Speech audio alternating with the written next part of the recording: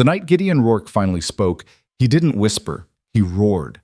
After 5 years of silence, he stormed into Evelyn Hart's bakery and slammed everything he owned onto the counter, shattering the careful lie an entire town had built around her worthlessness. "How much does she owe?" His voice cracked through iron hollow, like thunder through stone. And in that moment, with a contract still warm in her trembling hands, and a room full of people who'd spent years telling her she'd never be enough, Evelyn had to choose: become what they wanted or burn it all down. If you want to see how far a woman can rise when she stops apologizing for taking up space, stay with me until the end. Hit that like button and drop a comment with your city. I want to see how far this story travels. The wind off the mountains didn't care about business hours. It clawed through iron hollow every winter like something with teeth, rattling shutters and stripping paint from buildings that had stood for generations. The town itself sat wedged into a valley so narrow you could spit from one ridge to the other if your lungs were strong enough and your pride was weak. Most folks said Iron Hollow had been named for the mines that once riddled the peaks above. Others claimed it was the quality of people the place produced: hard, cold, unyielding. Evelyn Hart had stopped asking which version was true. She'd lived here her whole life, all 28 years of it, and the town had made its opinion of her clear enough that she didn't need historical context. She was too broad in the shoulders, too plain in the face, too quiet when she should speak, and too stubborn when she should bend. Her mother had been the same way, according to the older women who remembered. And look where that got her, dead at 42 with nothing to show but a daughter nobody wanted and a recipe box nobody valued. The bakery had been Evelyn's inheritance. Not the building, she rented that from Agnes Kimball, who owned half the storefronts on Main Street and made sure everyone knew it. The inheritance was the recipes themselves, written in her mother's careful hand on cards gone soft with flour and time. Cinnamon rolls that somehow stayed tender even in the dry mountain air. Bread that didn't crumble when you sliced it thin. Pies that made men who hadn't cried since childhood get quiet and distant around the eyes. Evelyn had taught herself the rest. She'd learned to run a business through trial and every possible error. Learned which suppliers would cheat her and which would give her fair measure. Learned to smile at customers who looked through her like she was fog, to accept compliments on her baking while they criticized everything else about her, to keep her accounts balanced to the penny, because one mistake would be all the proof the town needed that she was failing. The bakery opened at 5 every morning except Sunday. Evelyn woke at 3.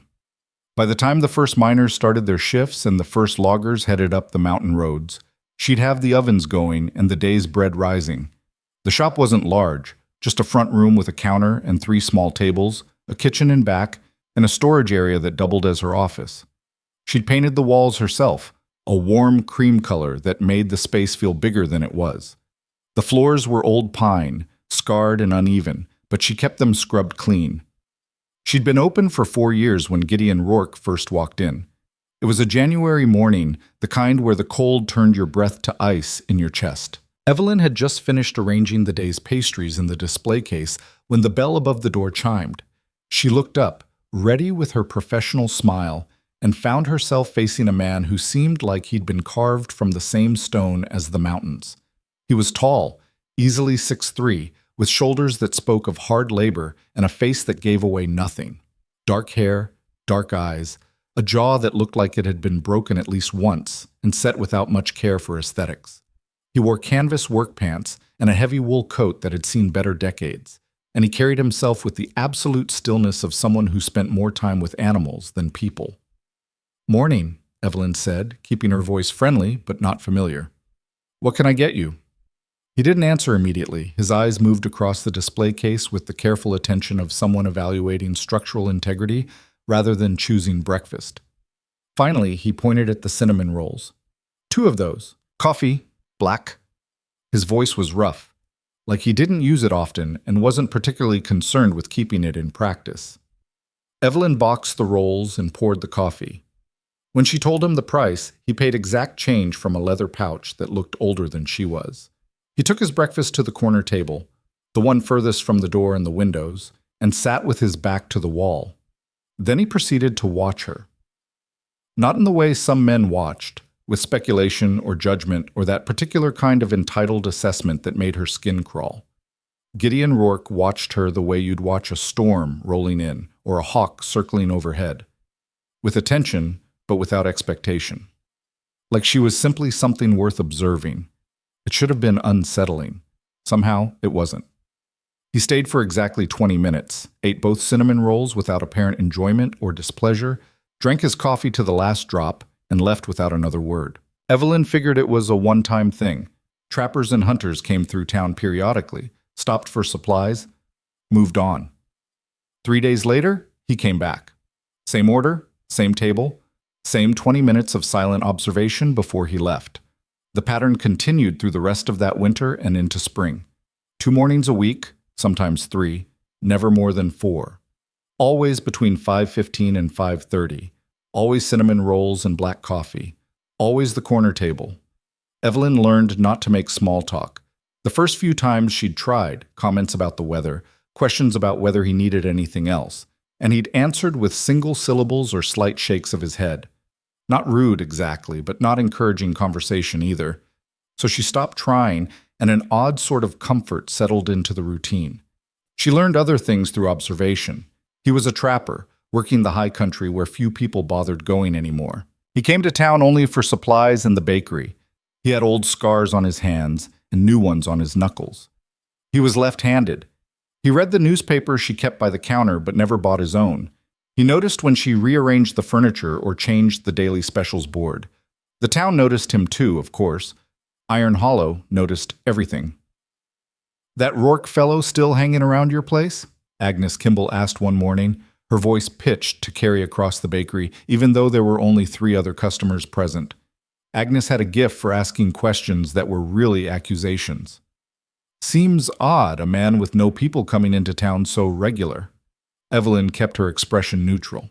"He buys breakfast, same as anyone." Agnes pursed her lips like she'd tasted something sour. "Just seems strange is all. Man like that, alone up in the mountains, no family, no church attendance, makes you wonder what he's running from." "Maybe he likes the quiet," Evelyn said mildly. Agnes sniffed. "Quiet's one thing, peculiar's another." But Agnes was hardly one to talk about peculiar behavior when she made a hobby of cataloging everyone else's business. Evelyn had learned to let the older woman's commentary wash over her without taking root.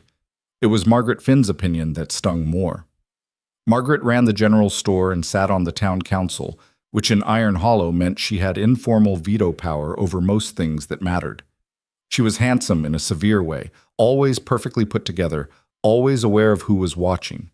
Her husband had died in a mining accident before Evelyn was born, and she'd raised 3 sons who'd all moved to cities as soon as they were old enough to leave. That combination of loss and abandonment had crystallized into something hard and sharp inside her. "Evelyn," she said one afternoon, catching her outside the post office, "I've been meaning to talk to you about your business practices." Evelyn shifted the mail in her arms. "Something wrong with my account?" "Your account is fine. It's the atmosphere I'm concerned about." Margaret glanced around as if checking for witnesses, though the street was empty except for a stray dog investigating a trash bin. "Having that mountain man lurking in your shop several times a week, it sends a certain message." "What message is that?" "That you're not particular about your clientele. That you'll take anyone's money regardless of their character or standing in the community." Evelyn felt heat rise in her chest. Gideon Rourke pays for what he orders and doesn't cause any trouble. I can't imagine what standing in the community has to do with buying cinnamon rolls. Margaret's expression hardened. "You can't imagine because you've never had to build a reputation from nothing. Some of us have worked years to establish ourselves, to create businesses that reflect well on Iron Hollow. We can't afford to have elements that make visitors uncomfortable." "Elements," Evelyn repeated flatly. "You know what I mean." "I do. And I'm still going to serve customers who pay for their food and don't cause problems." Margaret's smile was thin and cold. "Your mother had the same stubborn streak. I wonder if you remember how that worked out for her." The words hit like a slap. Evelyn's mother had died of pneumonia during a particularly brutal winter, but not before spending her final years being slowly crushed by the town's casual cruelty. The same people who praised her baking had mocked her weight, her divorce, her failure to remarry. They'd loved what she made and despised who she was. "I remember." Evelyn said quietly. I remember all of it. She walked away before Margaret could respond, her hands shaking hard enough that she had to stop and lean against the side of the bakery before she trusted herself to go inside. The mail scattered across the ground. Bills, advertisements, a letter from her flour supplier. She gathered it all up slowly, focusing on the simple task until her breathing evened out. When she looked up, Gideon Rourke was standing 10 feet away. She had no idea how long he'd been there. He didn't move or speak, just watched her with those dark, unreadable eyes. For a moment, Evelyn wanted to scream or cry or throw something. Instead, she straightened up, shoved the mail under one arm, and met his gaze directly. Morning, she said, proud that her voice came out steady. He nodded once, a slight dip of his chin. Then he walked past her into the bakery, and she heard the bell chime as the door closed behind him. When she went inside 3 minutes later, there was a $20 bill on the counter, weighted down by the salt shaker, and Gideon was sitting in his usual corner with coffee she hadn't poured and cinnamon rolls she hadn't boxed. The register showed he'd left enough to cover his breakfast 5 times over. Evelyn looked at the money, then at Gideon. He was reading the newspaper, apparently absorbed in an article about logging regulations. She could return the excess, tell him there'd been a mistake, maintain the careful professional distance she kept with everyone. Instead, she left it where it was, poured herself a cup of coffee, and sat down at the table next to his. They didn't speak. Gideon kept reading. Evelyn drank her coffee and watched the morning light creep across the floor. After 15 minutes, he folded the newspaper precisely, stood, and left with the same silent nod he always gave. But something had shifted. The next time he came in, Evelyn had his order ready before he reached the counter. The time after that, she refilled his coffee without asking. Small gestures, practically invisible to anyone watching, but they built a language between them that didn't require words. The town kept talking. I heard she's sweet on that trapper, Judith Moore announced at the church social, her voice carrying across the fellowship hall. Practically throws herself at him every time he comes to town. Evelyn, who was dropping off donated bread for the event, pretended not to hear. But Sarah Chen, who worked at the pharmacy and had always been kind, touched her arm gently. Ignore them, Sarah murmured. They're just bored and mean. I know. Do you? Sarah's expression was sympathetic. Because you keep coming to these things, keep smiling, keep acting like it doesn't cut you every time. You don't have to prove anything to these people, Evelyn. Then what do I do? Leave? This is my home. My business is here. I'm not saying leave, I'm saying stop letting them make you feel like you're the one who's lacking. But that was easier said than done when the evidence of her inadequacy was everywhere she looked. In the way mothers pulled their daughters aside to whisper when she passed, in the pitying glances from married women, in the casual comments about how sad it was that she was alone, how difficult it must be without a man to help run things, how brave she was to keep trying despite such obvious limitations. The worst part was that some of them meant well. Have you thought about trying online dating? Agnes Kimball asked one morning, her tone suggesting she was offering revolutionary wisdom. My niece met her husband on one of those apps. Of course, you'd need better photos, maybe get your hair done professionally, and you might want to lose a few pounds first. Men are visual creatures, you know. Evelyn focused on wrapping the loaf of bread Agnes had ordered. I'll keep that in mind. I'm just trying to help, dear. We all want to see you settled. It's not natural, a woman your age alone. And running a business is so much easier with a partner. The assumptions embedded in those statements, that Evelyn was incomplete without a man, that her worth was measured by her relationship status, that her business success was somehow questionable because she was single, landed like stones in still water, sending ripples of anger through her chest. Will that be all? Evelyn asked, her customer service smile locked firmly in place. Agnes huffed, recognizing dismissal even if she didn't appreciate it. You don't have to get defensive. I'm trying to be a friend. After she left, Evelyn stood behind the counter and let herself feel it. All the accumulated weight of years of similar conversations, similar advice, similar implications that she was fundamentally flawed. Her throat felt tight and her eyes burned, but she didn't cry. She'd learned young that tears in Iron Hollow were just another weakness for people to catalog and discuss. The bell chimed. Gideon stood in the doorway, snow melting off his shoulders. His eyes went to her face, and something flickered in his expression. Recognition, maybe, or understanding. He didn't ask if she was all right, didn't offer empty comfort or intrusive questions. He just walked to the counter, pointed at the cinnamon rolls, and said, 3 today. 3? Yeah. His rough voice was matter of fact. 1 for now, 2 for later. It was more words than he'd strung together in months. Evelyn felt something unknot in her chest. She boxed the rolls carefully, poured his coffee, and when he paid, their fingers brushed for half a second. His hands were warm despite the cold outside. "Thank you," she said, and meant it for more than the purchase.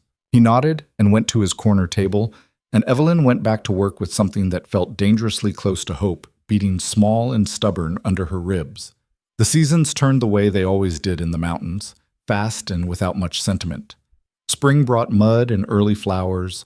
Summer brought tourists who stopped in the bakery for directions and left with more bread than they'd intended to buy. Fall brought the aspen gold and the first serious cold. Gideon's visits remained constant, twice a week, sometimes 3 times. Always the same order with minor variations, cinnamon rolls or occasionally the apple turnovers she made on Fridays. Always the corner table. Always that steady, undemanding presence that had somehow become as much a part of her routine as mixing dough or counting the register. Evelyn didn't talk about him with anyone in town.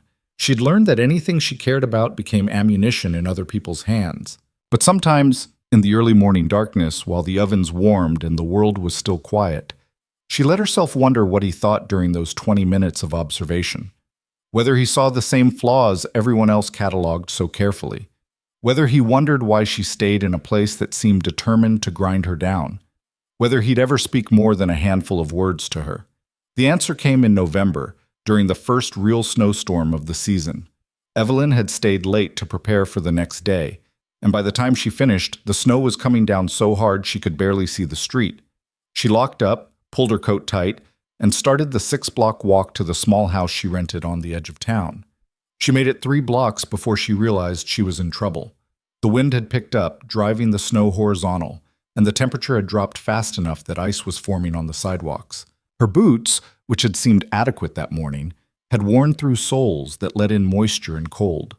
Her coat was warm enough for normal winter, but not for a genuine mountain storm. She was shivering hard and losing feeling in her fingers when headlights cut through the snow behind her. A truck pulled up alongside her, old, battered, with rust spots and a plow blade on the front. The passenger window rolled down and Gideon Rourke looked out at her. "Get in." It wasn't a question or a request, just a statement of what needed to happen. Evelyn was too cold and too practical to argue. She climbed into the cab, grateful for the blast of heat from the vents. The interior smelled like pine and gun oil and coffee, and the seat was patched with duct tape, but it was warm and dry. Gideon put the truck in gear and drove without asking for her address. She realized he must have paid attention when she'd mentioned where she lived to another customer, months ago, in a conversation he'd seemed not to be listening to. They drove in silence through the storm. The wipers could barely keep up with the snow, and the wind rocked the truck on its chassis. But Gideon drove with the calm competence of someone who'd navigated worse conditions in worse vehicles. When they reached her house, he kept the engine running. "Thank you," Evelyn said. "I could have made it, but this was much better." For the first time since she'd met him, Gideon smiled. It was barely there, just a slight curve at one corner of his mouth, but it transformed his face from severe to something almost gentle. "You would have tried," he said. "Doesn't mean you should have had to." Then he was looking at her, really looking, and Evelyn felt suddenly aware of how close they were in the truck cab, close enough to see the flecks of gray in his dark eyes, close enough to notice the small scar above his left eyebrow, close enough to feel the intensity of his attention like heat against her skin. "Gideon," she started, not sure what she meant to say. He shook his head once, slight and definite. "Get inside before you freeze." It wasn't dismissive. It was protective. Evelyn recognized the difference. She climbed out of the truck and hurried through the snow to her door. When she looked back, Gideon was still there, watching to make sure she got in safely. Only after she'd waved from the window did his taillights disappear into the storm. That night, lying in bed listening to the wind howl, Evelyn let herself think about what it might mean that Gideon Rourke had noticed where she lived, had noticed when she worked late, had been driving past at exactly the right moment to find her struggling through the storm, that he'd been watching over her in ways she hadn't realized, that maybe, just maybe, she wasn't as alone as she thought. The winter that followed was brutal even by Iron Hollow standards. Temperatures stayed below zero for weeks. The snow piled so high it buried first-floor windows. The town contracted into itself. Everyone focused on survival rather than gossip. Business at the bakery slowed but didn't stop. The miners and loggers still needed their morning bread. The family still came in on Saturday mornings for treats. Evelyn kept the ovens running, kept the books balanced, kept showing up even when the walk to work left her gasping from cold. And Gideon kept coming. Sometimes it was 3 times a week now, sometimes 4. Once, during a particularly nasty cold snap, he came in every morning for 9 days straight. He never explained the increased frequency, but Evelyn noticed that each time he stayed a little longer. 30 minutes instead of 20, then 45. He started bringing the newspaper from home instead of reading hers, which meant she could read it after he left. Small thing, but it felt significant. One morning in February, Evelyn was restocking the display case when she heard voices outside. Loud voices, getting louder. She looked up to see 3 men standing in front of the bakery, clearly in the middle of an argument. One of them was Gideon. The other 2 were miners she recognized, the Carson brothers, who had a reputation for drinking too much and fighting too often. "I don't give a damn what you think you saw," the older Carson was saying, his face red despite the cold. "That was my line, my territory. You had no right." Gideon stood completely still, hands loose at his sides. "The boundary is the creek. You know that. Everyone knows that. The boundary is wherever I say it is." "Then you're saying it wrong." The younger Carson stepped forward, hands clenched into fists. "You calling my brother a liar?" "I'm saying he's confused about property lines." It would have been funny if it wasn't clearly about to become violent. Evelyn moved toward the door, not sure what she was going to do, but knowing she had to do something. Before she could reach it, the older Carson shoved Gideon hard in the chest. Gideon didn't move, didn't even rock back on his heels. "Go home," he said quietly. "Both of you. Sleep it off." "Make us," the younger Carson snarled. Evelyn pushed through the door. "Hey, take it somewhere else or I'm calling Sheriff Morrison." All 3 men turned to look at her. The Carsons seemed surprised, as if they'd forgotten they were standing in front of a business on Main Street. Gideon's expression didn't change, but something in his posture shifted slightly, moving, she realized, to put himself between her and the brothers. "This doesn't concern you, Evelyn," the older Carson said, attempting reasonableness and failing. "Just some business between trappers." "You're doing your business in front of my bakery. That makes it my concern." "We're just talking. You're shoving people and making threats. That's not talking." She crossed her arms, grateful that the cold gave her an excuse for the tremor in her voice. "Move along, or I make the call." For a moment she thought they might push it, but then the older Carson spat into the snow and turned away, his brother following. "Not worth it," he muttered. "Come on." After they disappeared around the corner, Evelyn let out a breath she hadn't realized she was holding. Gideon was watching her with an expression she couldn't quite read. "You didn't have to do that," he said. "Yes, I did. I'm not having fights in front of my bakery." "They could have turned on you." "So could you have handled them?" A pause. Then another of those rare, barely there smiles. "Yeah." "Then there's no problem." She studied him more closely, professional concern overriding social awkwardness. "Are you hurt?" "No." "Gideon?" He sighed, a sound like wind through pine branches. "Bruised shoulder. Had worse. Come inside, I'll wrap it." "You don't have to—" "Inside now." To her surprise, he obeyed. Maybe he was hurt worse than he was admitting. Maybe he was just tired of arguing. Either way, he followed her into the bakery and sat at his corner table while she locked the door and flipped the sign to closed. She'd learned basic first aid from her mother, who'd believed in being prepared for mountain emergencies. The supplies were in the back, in the same box as the fire extinguisher and emergency candles. She brought them out along with a clean kitchen towel and a bowl of warm water. "Coat off," she said. Gideon hesitated, then shrugged out of his heavy coat and the flannel shirt beneath it. His undershirt was thin and worn, and when he pulled it aside to show his left shoulder, Evelyn saw the bruise already forming, a dark shadow spreading across skin marked with old scars. She'd known he had scars. She'd seen them on his hands, glimpsed them at his collar and wrists. But this was different. This was seeing the map of old injuries written across his body. A long, pale line across his ribs that looked like a knife wound, burns on his right forearm, what might have been bullet scars on his shoulder and upper chest. What happened to you? The question came out before she could stop it. Life in the mountains. His voice was neutral, uninflected. Most of it a long time ago. She wanted to ask more, wanted to know every story, every scar. Instead, she wrung out the towel and cleaned the fresh injury with careful attention, then wrapped it with practiced efficiency. You're good at this, Gideon observed. My mother taught me. She said anyone living in Iron Hollow needed to know how to patch themselves up because the doctor was 40 miles away and not always available. Smart woman. She was. Evelyn secured the bandage. There, keep it clean, and it should be fine in a few days. She stepped back, suddenly aware that they were alone in the locked bakery, that she'd just had her hands on his bare skin, that he was looking at her with an intensity that made her breath catch. The air between them felt charged, heavy with things neither of them was saying. Gideon stood slowly. He was so much taller than her, broad enough to block out the light from the windows. But Evelyn didn't feel threatened or trapped. She felt seen in a way that was both terrifying and exhilarating. Evelyn, he said, and the way he said her name, careful, like something valuable, made her chest feel too small for her heart. Yes? He opened his mouth, closed it, shook his head slightly, some internal argument resolved in favor of silence. Instead of speaking, he reached out and tucked a strand of hair behind her ear, his fingers rough and gentle, and the touch was so unexpected and so tender that Evelyn felt tears spring to her eyes. Then he was pulling back, putting on his shirt, shrugging into his coat, building walls again. Thank you, he said. For the shoulder, for the Carsons.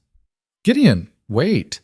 But he was already moving toward the door, and Evelyn knew with sudden certainty that if she didn't say something now, they'd go back to the careful distance, the silent observation, the safety of not naming what was growing between them. Why do you come here? The question burst out raw and unpolished. To the bakery. Why do you keep coming back? He stopped with his hand on the door, stood there for a long moment, not turning around. Because it's the only place in this town that feels real, he said finally. Because you don't pretend to be something you're not. Because every time I come down from the mountains, I'm thinking about cinnamon rolls and black coffee and a woman who doesn't need me to be anything except exactly what I am. Then he was gone, the bell chiming soft in his wake, and Evelyn stood in the middle of her bakery with her heart hammering and the ghost of his touch still warm against her skin. Something had changed. They both knew it. What neither of them knew yet was that change in Iron Hollow never came without a price. The confession hung between them like smoke for days afterward. Evelyn went through the motions, mixing dough, serving customers, balancing accounts. But her mind kept circling back to those words. Because every time I come down from the mountains, I'm thinking about cinnamon rolls and black coffee and a woman who doesn't need me to be anything except exactly what I am. She'd replay them at odd moments while kneading bread or counting change, and each time they hit her chest with the same breathless force. Gideon didn't come back for a week. Then 10 days. By the second week, Evelyn had convinced herself she'd ruined it, pushed too hard with her question, forced him to articulate something that should have stayed comfortably unspoken. The corner table sat empty morning after morning, and she caught herself glancing at it so often that Sarah Chen finally asked if she was expecting someone. No, Evelyn lied. Just thinking. Sarah didn't look convinced, but she was kind enough not to press. On the 15th day, Gideon walked through the door at 5:17 in the morning like nothing had happened. Same coat, same silent nod, same deliberate path to his corner. But when Evelyn brought over his cinnamon rolls and coffee without being asked, he looked up at her and said, I wasn't avoiding you. She set the plate down carefully. I didn't say you were. You thought it, though. Maybe. She pulled out the chair across from him and sat, violating their unspoken rules but not caring anymore. Were you? He was quiet for a long moment, hands wrapped around the coffee cup. I was trying to figure out if saying it out loud made it more real or less. What did you decide? More. He met her eyes. Definitely more. The warmth that spread through Evelyn's chest had nothing to do with the coffee or the ovens in back. Before she could respond, the bell chimed and 3 customers walked in, early shift miners needing breakfast to go. She excused herself, served them with her professional smile firmly in place, and by the time she turned back, Gideon was reading the newspaper like their conversation had never happened. But his coffee cup was still half full when he left 45 minutes later, which meant he'd stayed twice as long as usual. Small victories, Evelyn thought. She'd take them. March arrived with false promises of spring. The snow melted enough to reveal the damage winter had done. Potholes in the roads, broken shutters, roofs that needed patching. The whole town looked exhausted and mean, like something that had barely survived and wasn't happy about it. Business picked up as the weather improved. Evelyn hired Beth Morrison, the sheriff's niece, to help with the morning rush 3 days a week. Beth was 19 and saving money for college. Cheerful in a way that seemed impossible for someone who'd grown up in Iron Hollow. She learned fast and didn't ask invasive questions, which made her perfect for the job. That guy who sits in the corner, Beth said one morning while they were refilling the display case. He a regular? Gideon, yes. He's intense, I feel like he's cataloging everything. Does he ever actually talk? Evelyn felt oddly defensive. Sometimes. Huh. Beth arranged croissants with careful precision. My uncle says he's former military, special forces or something. Says he came back different and never really came back, if you know what I mean. Your uncle says a lot of things. True, but he's usually right about people. Beth glanced toward the corner table where Gideon sat with his newspaper. You like him? It wasn't a question. Evelyn felt her face heat. He's a customer. Uh-huh. And I'm the Queen of England. Beth grinned. It's okay. He seems decent. Quiet, but decent. And the way he watches you when you're not looking, it's kind of romantic in a stalkerish way. Beth, I'm just saying, you could do worse. You have done worse if the rumors about Tommy Crawford are true. Evelyn winced. Tommy Crawford was a mistake from 3 years ago. A logger who'd sweet-talked her into 4 dates before she realized he was also sweet-talking half the women in the county. The breakup had been ugly and public, involving a shouting match outside the general store that the town still brought up whenever they wanted to remind her of her poor judgment. Ancient history, Evelyn said firmly. Fair enough. But maybe current events are looking up? Beth nodded toward Gideon. He just ordered 2 coffees. She was right. When Evelyn brought over his usual breakfast, there was a second cup waiting. Gideon pushed it toward her. Thought you might want to sit, he said. She did. They didn't talk much. Gideon wasn't suddenly going to become chatty, but the silence felt different now, comfortable, like they'd reached some understanding that didn't require constant articulation. It became part of the routine. 2 mornings a week, sometimes 3, Gideon would order 2 coffees and Evelyn would take her break at his table. They'd sit in companionable quiet, occasionally exchanging a few words about weather or town news or nothing in particular. The simplicity of it was startling. No performance, no effort to be anything other than what they were. The town noticed, of course. I see you've gotten cozy with the mountain man, Margaret Finn observed one afternoon, her tone dripping with implication. People are starting to talk. Evelyn was boxing a special order, 24 cookies for the Methodist Church fundraiser, and didn't look up. People are always talking, doesn't make it interesting. Perhaps not. But appearances matter in a small town, especially for someone in your position. My position. Unmarried, running a business alone, already the subject of enough gossip. Margaret's voice took on a falsely sympathetic quality.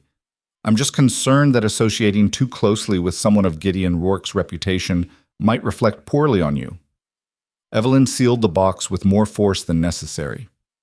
What reputation is that? Oh, reclusive, antisocial, those rumors about why he left the service. Margaret leaned in conspiratorially. They say he did things overseas, dark things, that he can't handle normal society anymore. They say a lot of things. Most of it's garbage. Maybe. But perception becomes reality, especially in business. Margaret straightened, dropping the pretense of friendship. I'm just trying to help you understand that some associations carry costs. After she left, Evelyn stood behind the counter, gripping its edge hard enough to hurt.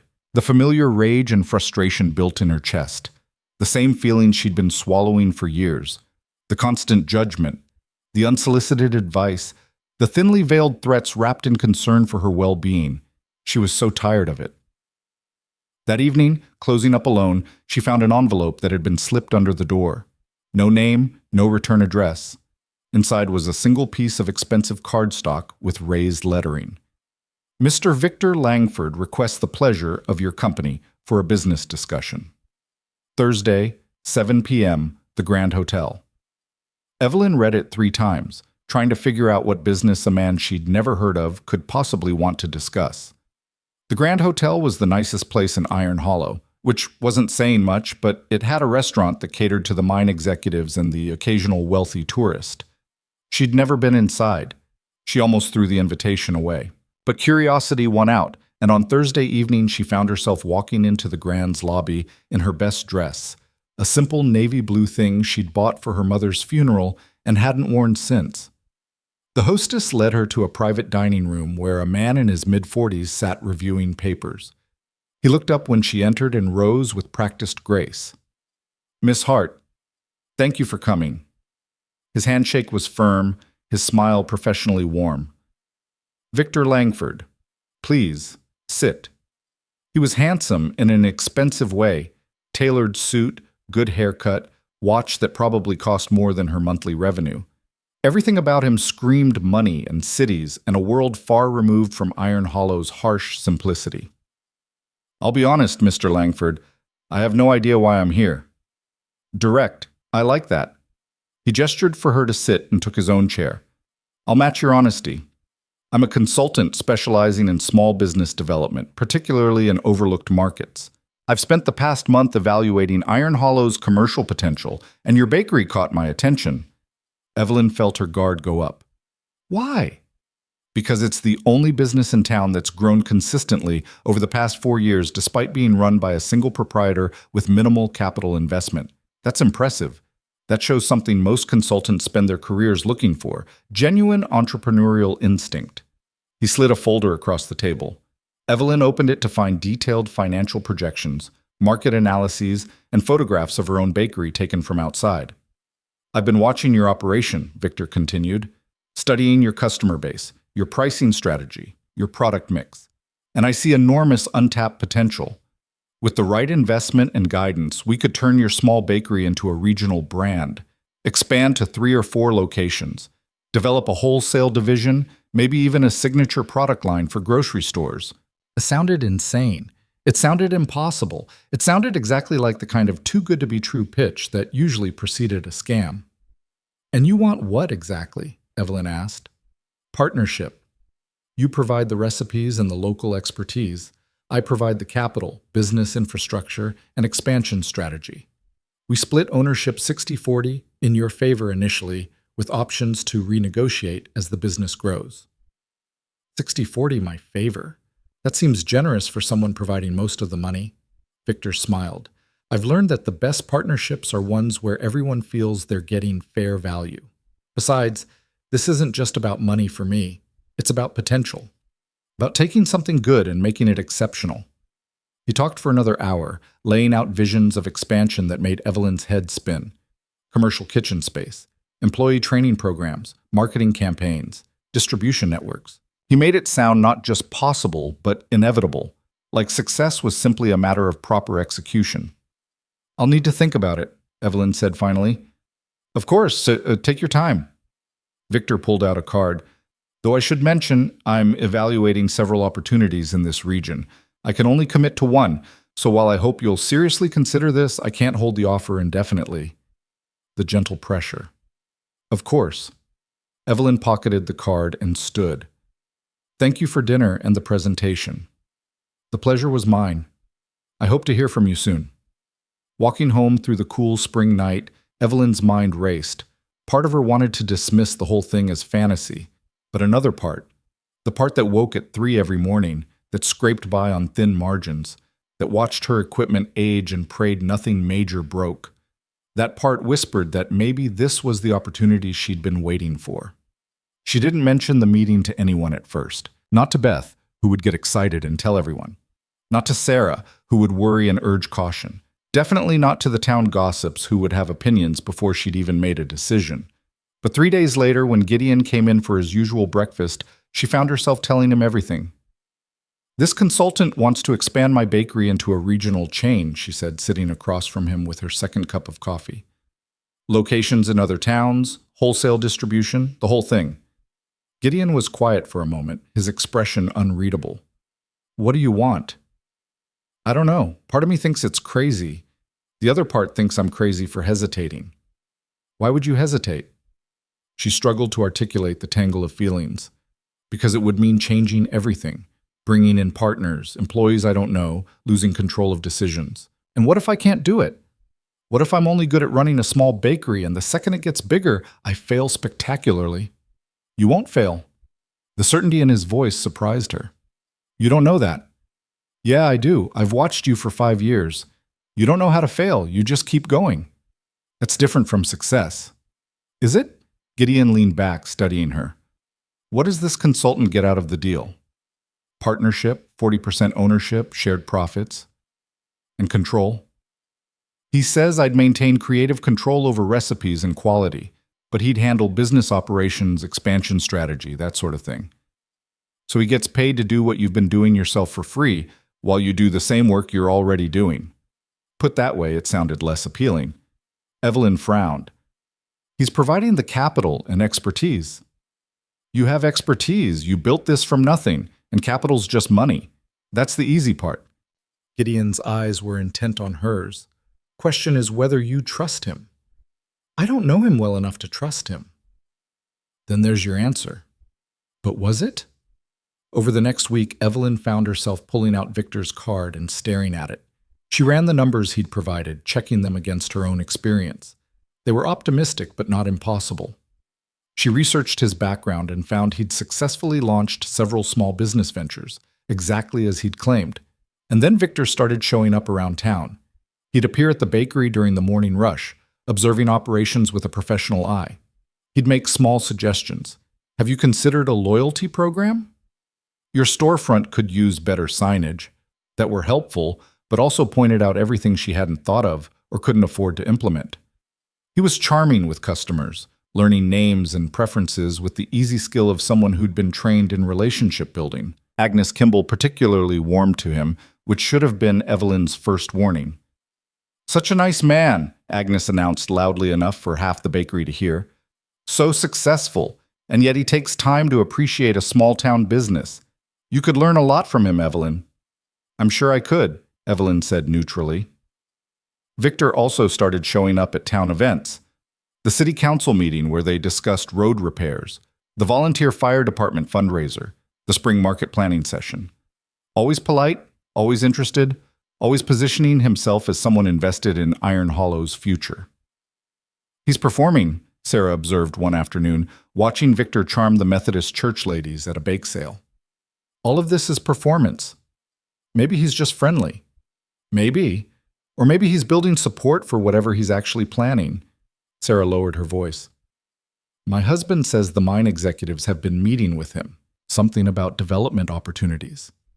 That gave Evelyn pause. Development of what? Nobody knows. But when did outside consultants ever mean good things for places like this? Still, when Victor formally presented his proposal at a town council meeting, framed as an economic development opportunity that would bring jobs and investment to Iron Hollow, the response was overwhelmingly positive. Margaret Finn practically glowed with approval. Agnes Kimball called it exactly the kind of forward thinking we need. Even Sheriff Morrison, usually skeptical of outsiders, seemed cautiously optimistic. The only person who looked uncomfortable was Sarah's husband, Tom, who ran the hardware store and generally had good instincts about business deals. After the meeting, Victor caught up with Evelyn outside. "I hope I didn't overstep by presenting publicly, but I thought it was important for the community to understand the potential benefits of what we're proposing. You made it sound like I'd already agreed. Did I? That wasn't my intention. His smile was apologetic.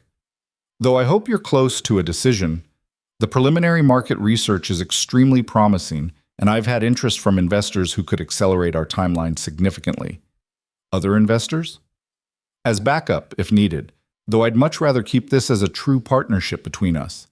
He touched her arm lightly. I believe in what you've built here, Evelyn. I believe in what we could build together. And I think you believe it too, even if you're afraid to admit it. The presumption stung, but he was gone before she could respond, leaving her standing on the courthouse steps, feeling manipulated and unable to articulate exactly how. Gideon was waiting at the bakery when she got back, sitting in darkness at his corner table. She'd given him a key months ago, originally for emergencies, but he'd started using it occasionally when he was in town late and knew she'd be working. Town council meeting run long? He asked. She slumped into the chair across from him. Victor presented his expansion plan publicly, made it sound like a done deal. Is it? No, maybe. I don't know anymore. Evelyn rubbed her face tiredly. Everyone thinks I should do it.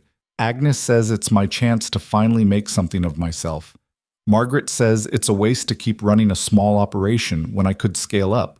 Even people who usually ignore me have opinions about what I should do. What about what you want to do? That's the problem. I don't know what I want. She looked at him in the dim light coming through the windows. Did you ever have to choose between something safe and something that could be amazing or could destroy everything? Gideon was quiet for a long time. When he finally spoke, his voice was rougher than usual. Yeah, I chose the thing that was supposed to be amazing. It destroyed everything anyway. She wanted to ask what he meant, what had happened to put those scars on his body and that careful distance in his eyes. But before she could, he stood abruptly. You should go home. Get some sleep. Gideon, whatever you decide about the expansion, make sure it's actually your decision, not what the town wants, not what some consultant says you should do, yours. He left before she could respond, and Evelyn sat alone in her bakery trying to figure out when everything had gotten so complicated. The pressure mounted over the following weeks.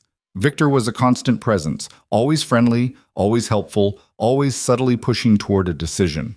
He brought in an architect who sketched plans for renovating the bakery, a branding consultant who mocked up new logos, a financial advisor who showed her projections of what her personal worth could be in 5 years if the expansion succeeded. It was seductive, seeing her small business transformed into something impressive on paper, seeing herself transform from the plain woman nobody quite respected into a successful entrepreneur people would have to take seriously. You're overthinking this, Victor said during one of their planning sessions. I understand cold feet, but sometimes you have to take a leap of faith. It's not cold feet, it's due diligence. Is it? Or is it fear? His voice was gentle, sympathetic. I've seen this before, Evelyn. People who've been told their whole lives they're not enough, that they should be grateful for whatever scraps they get. That mindset becomes a cage. You start to believe the limitations are real. The accuracy of it hurt. You don't know anything about me. I know you're capable of so much more than this town allows you to be. I know that with the right support and resources, you could build something extraordinary. And I know that fear is the only thing holding you back. He was wrong, but also not wrong, and Evelyn hated how easily he'd identified her deepest insecurities. That night, lying awake in the small house she rented, she made a list of pros and cons. Financial security versus risk. Growth versus control. Respect versus independence. The columns balanced so evenly it made her want to scream. At 3 a.m, she got up and drove to the bakery, unlocked the door, turned on the lights, and stood in the middle of the space her mother's recipes had built. This was hers. Every early morning, every difficult customer, every thin month where she'd scraped by on determination and stubbornness. She'd built it from nothing, and it was small and imperfect and completely, utterly hers. The question was whether that was enough. When Gideon came in the next morning, she was already there with the ovens going and fresh cinnamon rolls coming out. He took one look at her face and poured 2 coffees without being asked. Didn't sleep, he observed. No. Thinking about the offer? trying not to think about it, failing. She accepted the coffee gratefully. Victor says fear is holding me back, that I've been conditioned to think small. Maybe you have. Or maybe you just recognize a bad deal when you see one. How is it a bad deal? He's offering money, expertise, expansion, everything I couldn't do alone. Gideon was quiet for a moment. You know what I did before I came here? It was the first time he'd ever volunteered personal information. Evelyn set down her coffee, giving him her full attention. I was a contractor, private security mostly. Good money, exciting work, made me feel important. His voice was flat, emotionless. They'd tell us we were doing necessary things, protecting people, making the world safer. And we believed it because we wanted to believe we mattered. What happened? We found out the people paying us didn't care about necessary or protection or safety. They cared about profit and control. And we'd been helping them get both while telling ourselves we were the good guys. He looked directly at her. Point is, sometimes people offer you exactly what you want to hear. Doesn't make it true. You think Victor's lying? I think he's telling you whatever version of the truth serves his purpose. And I think you should figure out what his actual purpose is before you sign anything. It was the most he'd said it once in 5 years. Evelyn felt the weight of it, the trust implied in sharing even that much of his history. Thank you, she said quietly. He nodded and went back to his coffee, and they sat in comfortable silence while the sun came up over the mountains. The decision crystallized 3 days later in the worst possible way. Evelyn was closing up when Victor appeared with another man, older, expensive suit, the kind of confidence that came from never being told no. Evelyn, I'd like you to meet Richard Westbrook. He's one of the investors I mentioned. Westbrook's handshake was perfunctory. Miss Hart, Victor's told me about your operation. Quaint. The dismissal in his tone was immediate. Evelyn felt herself bristle. It serves the community well. I'm sure. Though Victor's shown me the potential for significant improvement. The location is adequate. The brand recognition exists locally. With proper management and some aesthetic updates, it could be quite profitable. Aesthetic updates, Evelyn repeated. Well, you understand. Presentation matters in retail. The whole package needs to convey quality and aspiration. Westbrook looked around the bakery with barely concealed disdain. This works for the current customer base, but if we're targeting a broader market, we'll need to elevate the image. We'll need to. The image. Victor jumped in smoothly. Richard just means that as we expand, we'll want to develop a more polished brand identity. Nothing dramatic, just refinements that help us compete in larger markets. And you'd need me to fit that image, Evelyn said slowly, pieces clicking into place. Westbrook shrugged. Every successful brand has a face. Yours would be part of the marketing, though we'd want to work with you on presentation, of course.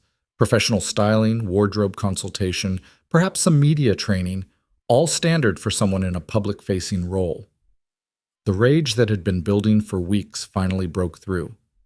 So you want my recipes and my business, but not actually me. Just a version of me that's been made acceptable for public consumption. That's not what he meant, Victor started. Yes, it is. Evelyn looked at him directly. That's exactly what he meant. And that's what you've meant all along, isn't it? You saw a successful business run by someone who doesn't look the part, and you thought you could package it all up, smooth out the rough edges, and sell it to people who'd never shop here as it actually exists. Victor's mask slipped slightly, showing calculation underneath. You're being emotional. You're being honest for once. Accidentally, but still. She grabbed the folder of proposals and expansion plans from behind the counter. Here, take all of it. Find someone else to use.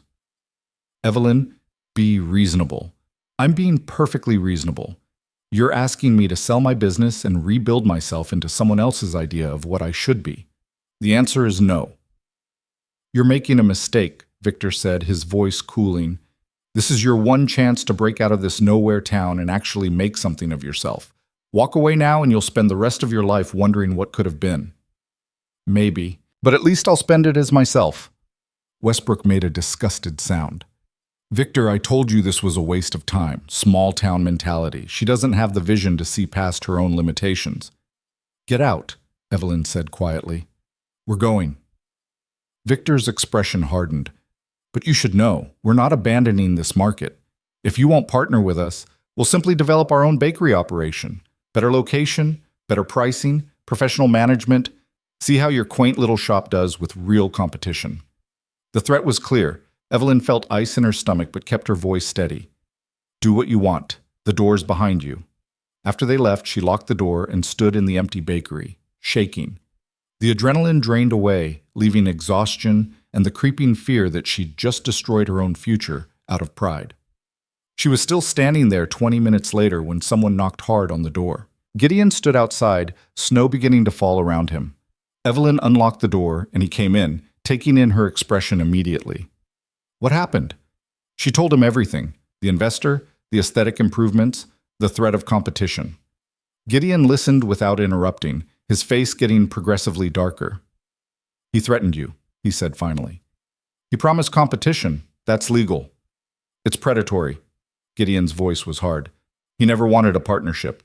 He wanted to own you. Well, he doesn't get to. Nobody does. Evelyn tried for defiance but heard the wobble in her own voice. I just have to hope I can survive whatever he throws at me next. You will. You don't know that. Victor has money, connections, experience. I have recipes and stubbornness. That might not be enough. Gideon stepped closer, his presence solid and grounding in the fluorescent light. 5 years I've been watching you take everything this town throws at you and keep going. You think some city consultant is going to break you? He doesn't know who he's dealing with. The faith in his voice nearly undid her. Gideon, you're going to be fine. And when his fancy bakery fails because it doesn't have what makes this place actually matter, you're still going to be here, making cinnamon rolls at 3 a.m. and keeping this town alive whether they deserve it or not. Evelyn felt tears sting her eyes. Why do you believe in me so much? He reached out and brushed his thumb across her cheek, catching a tear she hadn't realized had fallen. Because you've never been anything but real. And that's rarer than you think. They stood close in the empty bakery, the snow falling heavier outside, and Evelyn let herself lean into his solid warmth for just a moment. Let herself believe that maybe, just maybe, being herself was enough. Thank you, she whispered. Gideon nodded and stepped back, though his hand lingered on her shoulder for a beat longer than necessary. Go home. Get some sleep. Tomorrow we figure out what comes next. We? Yeah. His almost smile flickered across his face. We. After he left, Evelyn locked up and walked home through the falling snow, exhausted and terrified and somehow more certain than she'd been in months. She'd said no. She'd chosen herself over opportunity, pride over profit, authenticity over acceptance. Now she just had to hope she could survive the consequences. The consequences arrived faster than Evelyn had expected. 2 weeks after she'd thrown Victor out of her bakery, a construction crew appeared on the empty lot 3 blocks down Main Street. The lot had been vacant for years, an old hardware store that had burned down and never been rebuilt. Now there were bulldozers and concrete trucks and men in hard hats moving with the efficiency of serious money behind them. Beth came in one morning with news gleaned from her uncle. They're building a bakery, high-end place supposed to open in 6 weeks. Guess who the investor is? Evelyn didn't need to guess. Victor. Yep, and he's not messing around.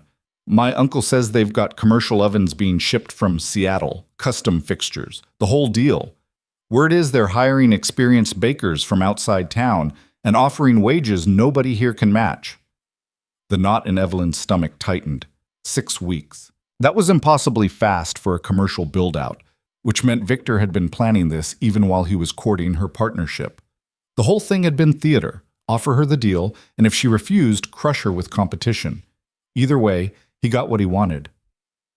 Are people excited about it? Evelyn asked, trying to keep her voice neutral. Beth's expression turned sympathetic. Some are. Agnes Kimball won't shut up about how Iron Hollow is finally getting a proper establishment. Margaret Finn keeps saying competition is healthy and will raise everyone's standards.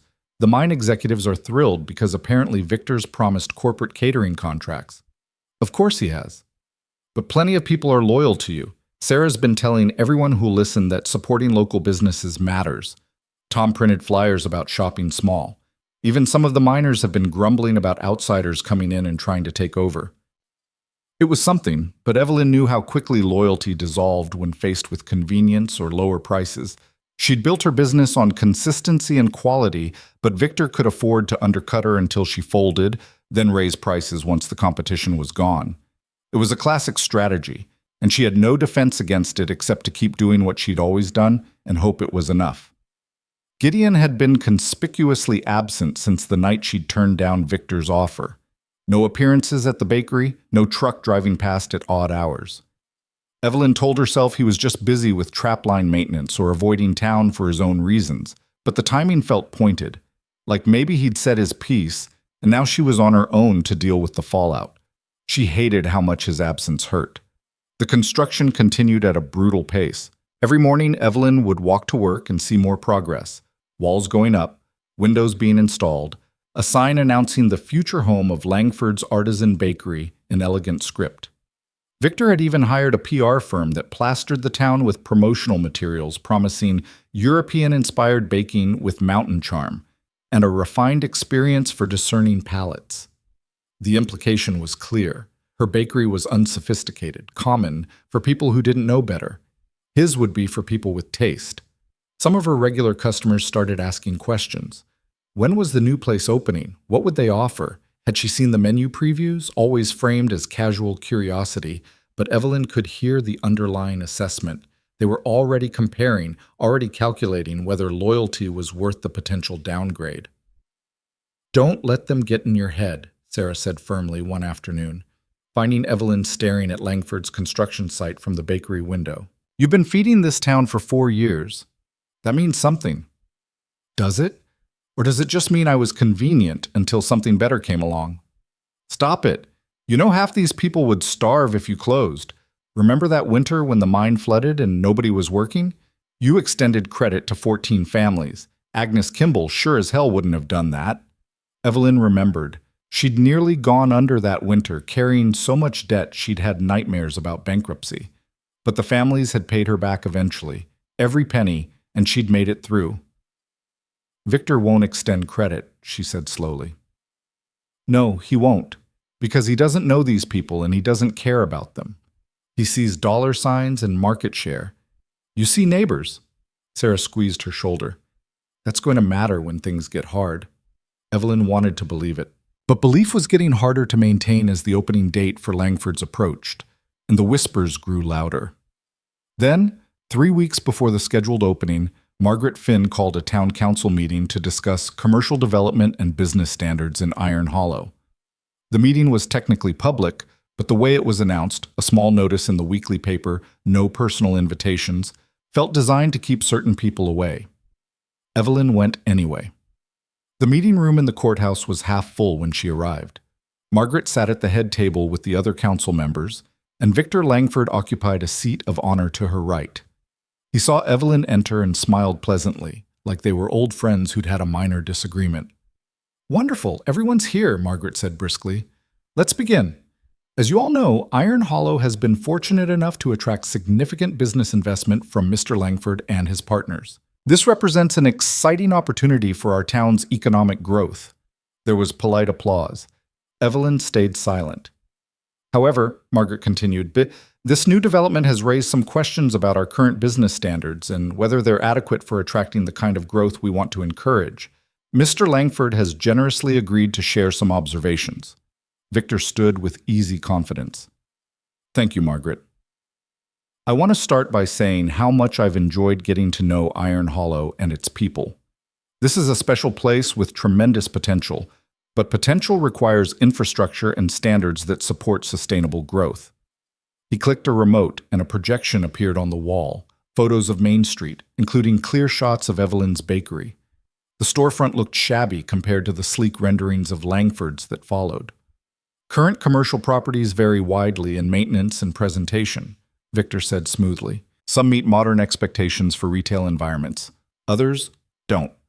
This creates an inconsistent experience for visitors and potential investors evaluating the area."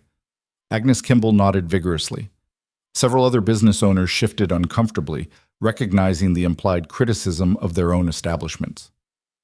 "What I'm proposing," Victor continued, "is a voluntary business improvement initiative. Property owners would commit to specific upgrades: fresh paint, updated signage, improved accessibility, within a reasonable time frame. In exchange, the town could offer incentives like reduced permit fees or tax considerations. Voluntary, Tom Chen said from the back. But if people don't participate? Victor's smile didn't waver. Then they don't participate. Though I imagine customers will increasingly gravitate toward businesses that show they're invested in quality and professionalism. The threat was delicate but unmistakable. Upgrade or be left behind. And who determines the standards? Evelyn asked, speaking for the first time. Margaret looked annoyed at the interruption. A committee would establish guidelines based on industry best practices. A committee you'd appoint? Unless you'd like to volunteer your time, yes. And would Mr. Langford be on this committee? As an advisor with relevant expertise, it would make sense to include him, Margaret said coolly. Evelyn felt rage building in her chest. So Victor gets to set standards that his brand new, expensively built bakery automatically meets, while the rest of us scramble to comply with rules designed to make us look inadequate by comparison. That's not the intent, Margaret started. That's exactly the intent. He's creating a system where he wins no matter what.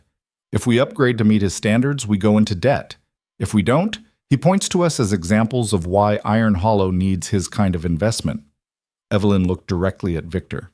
How much are you paying the town for this setup? The room went very quiet. Victor's expression remained pleasant, but his eyes went cold.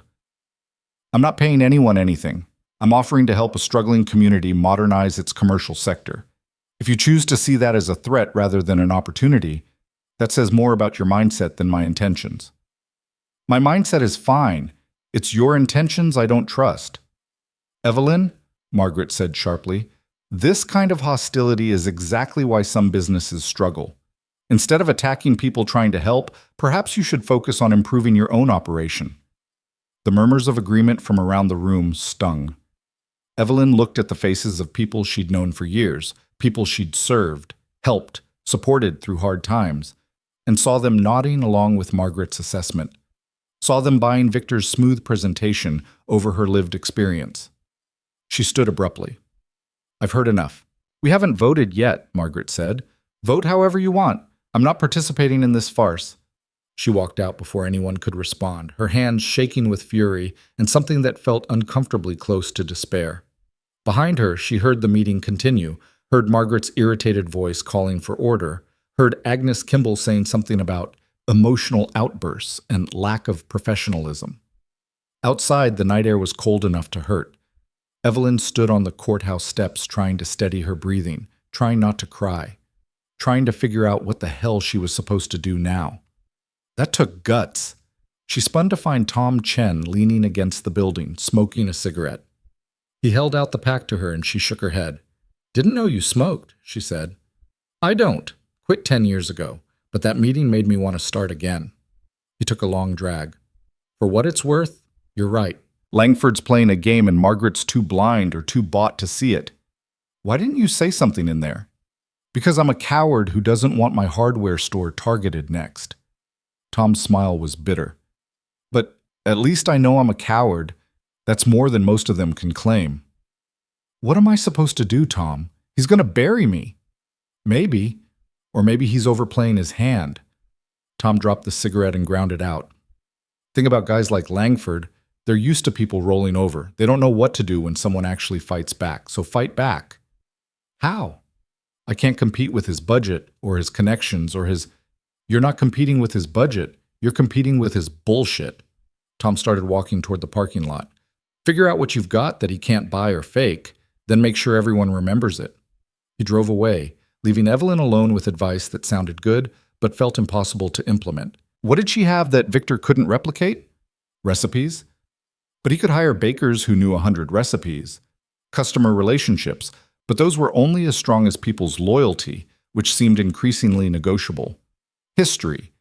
But that just made her look old and outdated next to his shiny new operation. She walked back to the bakery because she didn't want to go home to an empty house and anxious thoughts, let herself in through the back door, and stood in the kitchen that had been her sanctuary for 4 years. Her mother's recipe cards were in a wooden box on the shelf. Evelyn pulled them out and spread them across the counter, reading the familiar handwriting. Cinnamon rolls. The recipe that had started everything. Apple pie with the lattice crust her mother had learned from her own mother. Sourdough bread that required 3 days of patient feeding and waiting. These weren't just recipes. They were legacy, memory, proof that she came from people who'd survived hard things and made beauty anyway. The door chimed softly. Evelyn looked up to find Gideon standing in the kitchen doorway. He was covered in trail dust and looked like he'd been traveling hard, but his eyes went straight to her face with that uncanny ability to read her mood. "Heard about the meeting," he said. "News travels fast." "Sarah called me. Said you might need—" He stopped, seeming unsure how to finish. "Company?" Evelyn supplied. "Support? Someone to tell me I'm not crazy for thinking this whole thing is rigged?" "All of that." She laughed, but it came out shaky. "Where have you been? I haven't seen you in 3 weeks." "Checking lines, thinking, trying to figure out how to help without making things worse." Gideon moved closer, his boots heavy on the old floor. "I'm not good at this. At knowing what to say or do when things are complicated. You're here. That's something." "Yeah, but you need more than just me being here. You need a plan, a strategy." He looked frustrated with himself. "I can track an elk for 3 days across bad terrain. I can survive alone in the mountains for months. But business fighting, politics, that's not my skill set. It's not mine either. I just make bread and hope people want to buy it." "You do more than that. You keep this town au fait. They just don't see it because they've never had to do without you." Gideon picked up one of the recipe cards. The cinnamon rolls. 5 years ago, I came down from the mountains because I was out of coffee and needed supplies. Stopped in here because it was the only place open at 5 in the morning. And these, he tapped the card.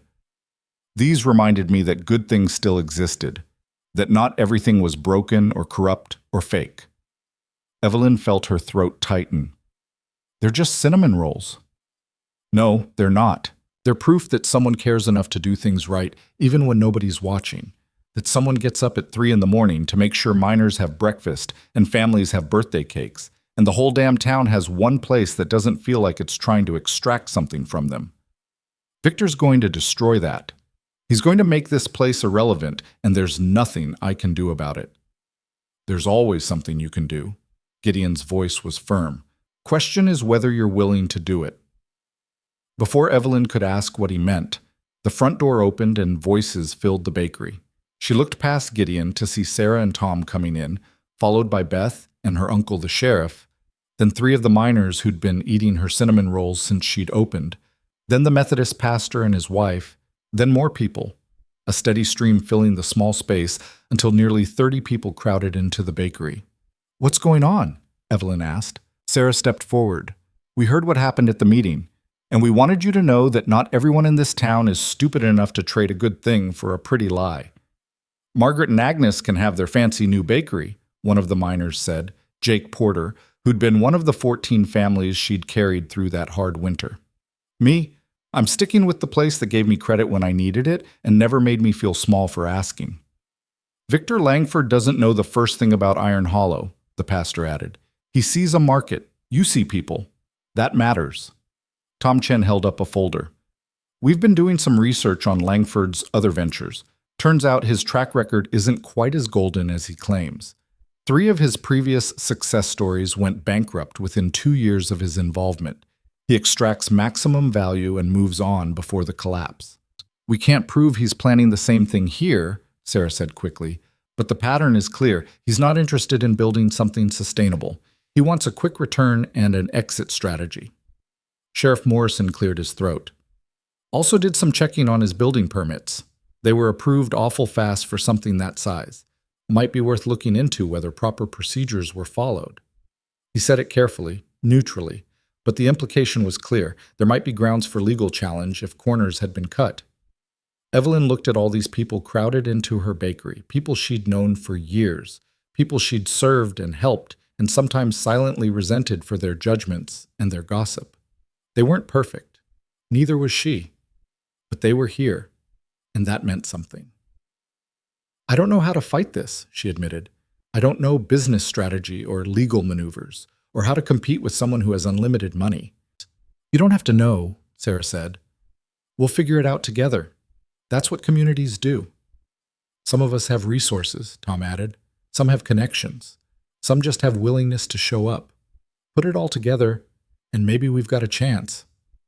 Gideon's hand settled on Evelyn's shoulder, warm and steady. She looked up at him and saw something in his expression she'd never seen before. Not quite hope, but something adjacent to it. Like maybe he was remembering what it felt like to be part of something worth protecting. Okay, Evelyn said, her voice stronger than she felt. Okay, let's figure out what we're doing. They worked late into the night, plotting strategy around the bakery tables. Tom outlined the financial vulnerabilities in Victor's plan. Sarah mapped out the social networks they could activate. The sheriff quietly noted which regulations Victor's construction might be violating. Beth volunteered to manage social media. Apparently there were people in other towns who'd been burned by Langford's schemes and might be willing to share their stories. Somewhere around midnight, people started leaving in groups of 2 and 3, calling out encouragement and promises to follow up. Soon it was just Evelyn, Gideon, and Sarah, who was organizing all the notes into some kind of coherent plan. This might actually work, Sarah said, yawning, or we might all get sued for slander. Could go either way. Encouraging, Evelyn said dryly. I try. Sarah stood and gathered her things. Get some sleep. We're going to need you sharp for the next few weeks. After she left, Evelyn and Gideon were alone in the bakery. The exhaustion was catching up with her now, making her limbs feel heavy and her thoughts slow. You should sleep too, Gideon said. I should do a lot of things. Sleeping's pretty far down the list. Evelyn, why did you come back tonight? The question came out before she could stop it. You stayed away for 3 weeks. Why show up now? Gideon was quiet for a long moment. When he spoke, his voice was rough. Because Sarah told me you were fighting alone. And I remember what that feels like. I remember thinking nobody gave a damn whether I lived or died or disappeared into the mountains forever. And I remember the first morning I walked into this bakery and you looked at me like I was a person instead of a problem or a ghost. He met her eyes directly. I wasn't going to let you fight alone, not when I could be here. The simple honesty of it broke something open in Evelyn's chest. Before she could think better of it, she closed the distance between them and wrapped her arms around his waist, pressing her face against his chest. He went still for a heartbeat. Then his arms came around her, holding her carefully like she might break. They stood like that for a long time, not speaking, just breathing together in the quiet bakery. Evelyn could hear his heartbeat, steady and strong, and feel the warmth of him through layers of fabric. It wasn't romantic or dramatic. It was just comfort, offered and accepted without conditions. When she finally stepped back, his hands lingered on her shoulders. Thank you, she said softly. For showing up, for staying, for... She gestured helplessly. All of it. Don't thank me yet. This is going to get ugly before it gets better. I know, but at least I won't be alone. No, Gideon agreed. You won't be. The next 3 weeks were a blur of activity and mounting tension. Victor's bakery kept progressing toward its grand opening, while Evelyn and her growing coalition worked behind the scenes. The sheriff found 3 permit violations and filed official complaints, which slowed construction by several days. Tom Chen dug up documentation of Victor's previous failed ventures and quietly shared it with the local paper. Sarah organized a Support Local Business Week that brought unprecedented traffic to all the independent stores on Main Street, and Evelyn kept baking. She got up at 3 every morning like always, made the cinnamon rolls and the bread and the pies that people had been buying for 4 years, served customers with the same steady professionalism she'd always shown, refused to change anything about her operation in response to Victor's pressure. The message was clear. She was here, she was staying, and she wasn't afraid. But she was afraid. Terrified, actually, that all their efforts would amount to nothing and she'd lose everything she'd built. The fear lived in her chest like a stone, heavy and cold, but she kept moving anyway because what else was there to do? Gideon came to the bakery every morning now. Sometimes he'd help with prep work. His knife skills were surprisingly good. Sometimes he'd just sit in his corner and provide silent support. He never asked what she needed. He just showed up and made himself useful in whatever way seemed appropriate. On the day before Langford's grand opening, Victor himself appeared at the bakery during the lunch rush. He looked confident, almost triumphant, as he walked to the counter. "Evelyn, do you have a moment?" Every customer in the place went quiet, watching. "I'm working," Evelyn said neutrally. "This won't take long. I wanted to extend a personal invitation to tomorrow's opening. Professional courtesy between competitors." "We're not competitors. We're not anything." Victor's smile was sharp. "Nevertheless, the offer stands. You might learn something about how a modern bakery operates. It's never too late to improve." The condescension in his voice made her hands clench. But before she could respond, Gideon stood from his corner table. She said no. Victor turned to look at him, seeing him properly for the first time. "And you are?" "Nobody important. But I know when someone's not welcome." The two men locked eyes for a long moment. Gideon solid and immovable, Victor calculating and cold. The tension in the room ratcheted up another notch. "Interesting," Victor said finally. "The mountain man with opinions. How quaint." "Quaint," Gideon repeated flatly. "That's what you called her bakery too, remember? Right before you threatened to destroy it." "I never threatened anything. I offered partnership and she refused. What happens now is simple market dynamics." "Market dynamics." Gideon took a step closer. "That what you call it when you manipulate permits and plant stories and rig the game so you can't lose?"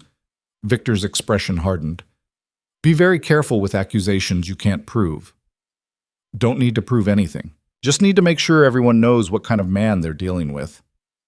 "Gideon," Evelyn said quietly. She didn't want this escalating, didn't want him risking himself for her sake, but Victor was already turning back to her.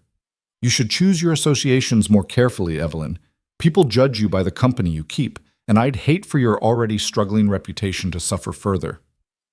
He left before she could respond, the bell chiming cheerfully in his wake.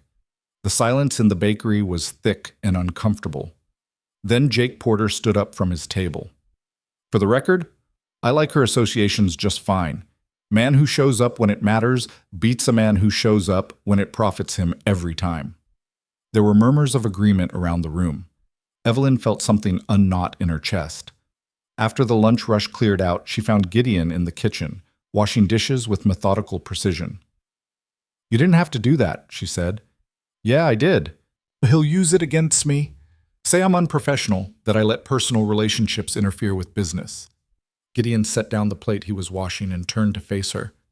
"Let him say whatever he wants. Doesn't make it true. In Iron Hollow, truth and rumors have a complicated relationship." "Then maybe it's time Iron Hollow learned the difference." He dried his hands on a towel, his expression serious. "You've spent 4 years proving yourself to people who are never going to be satisfied.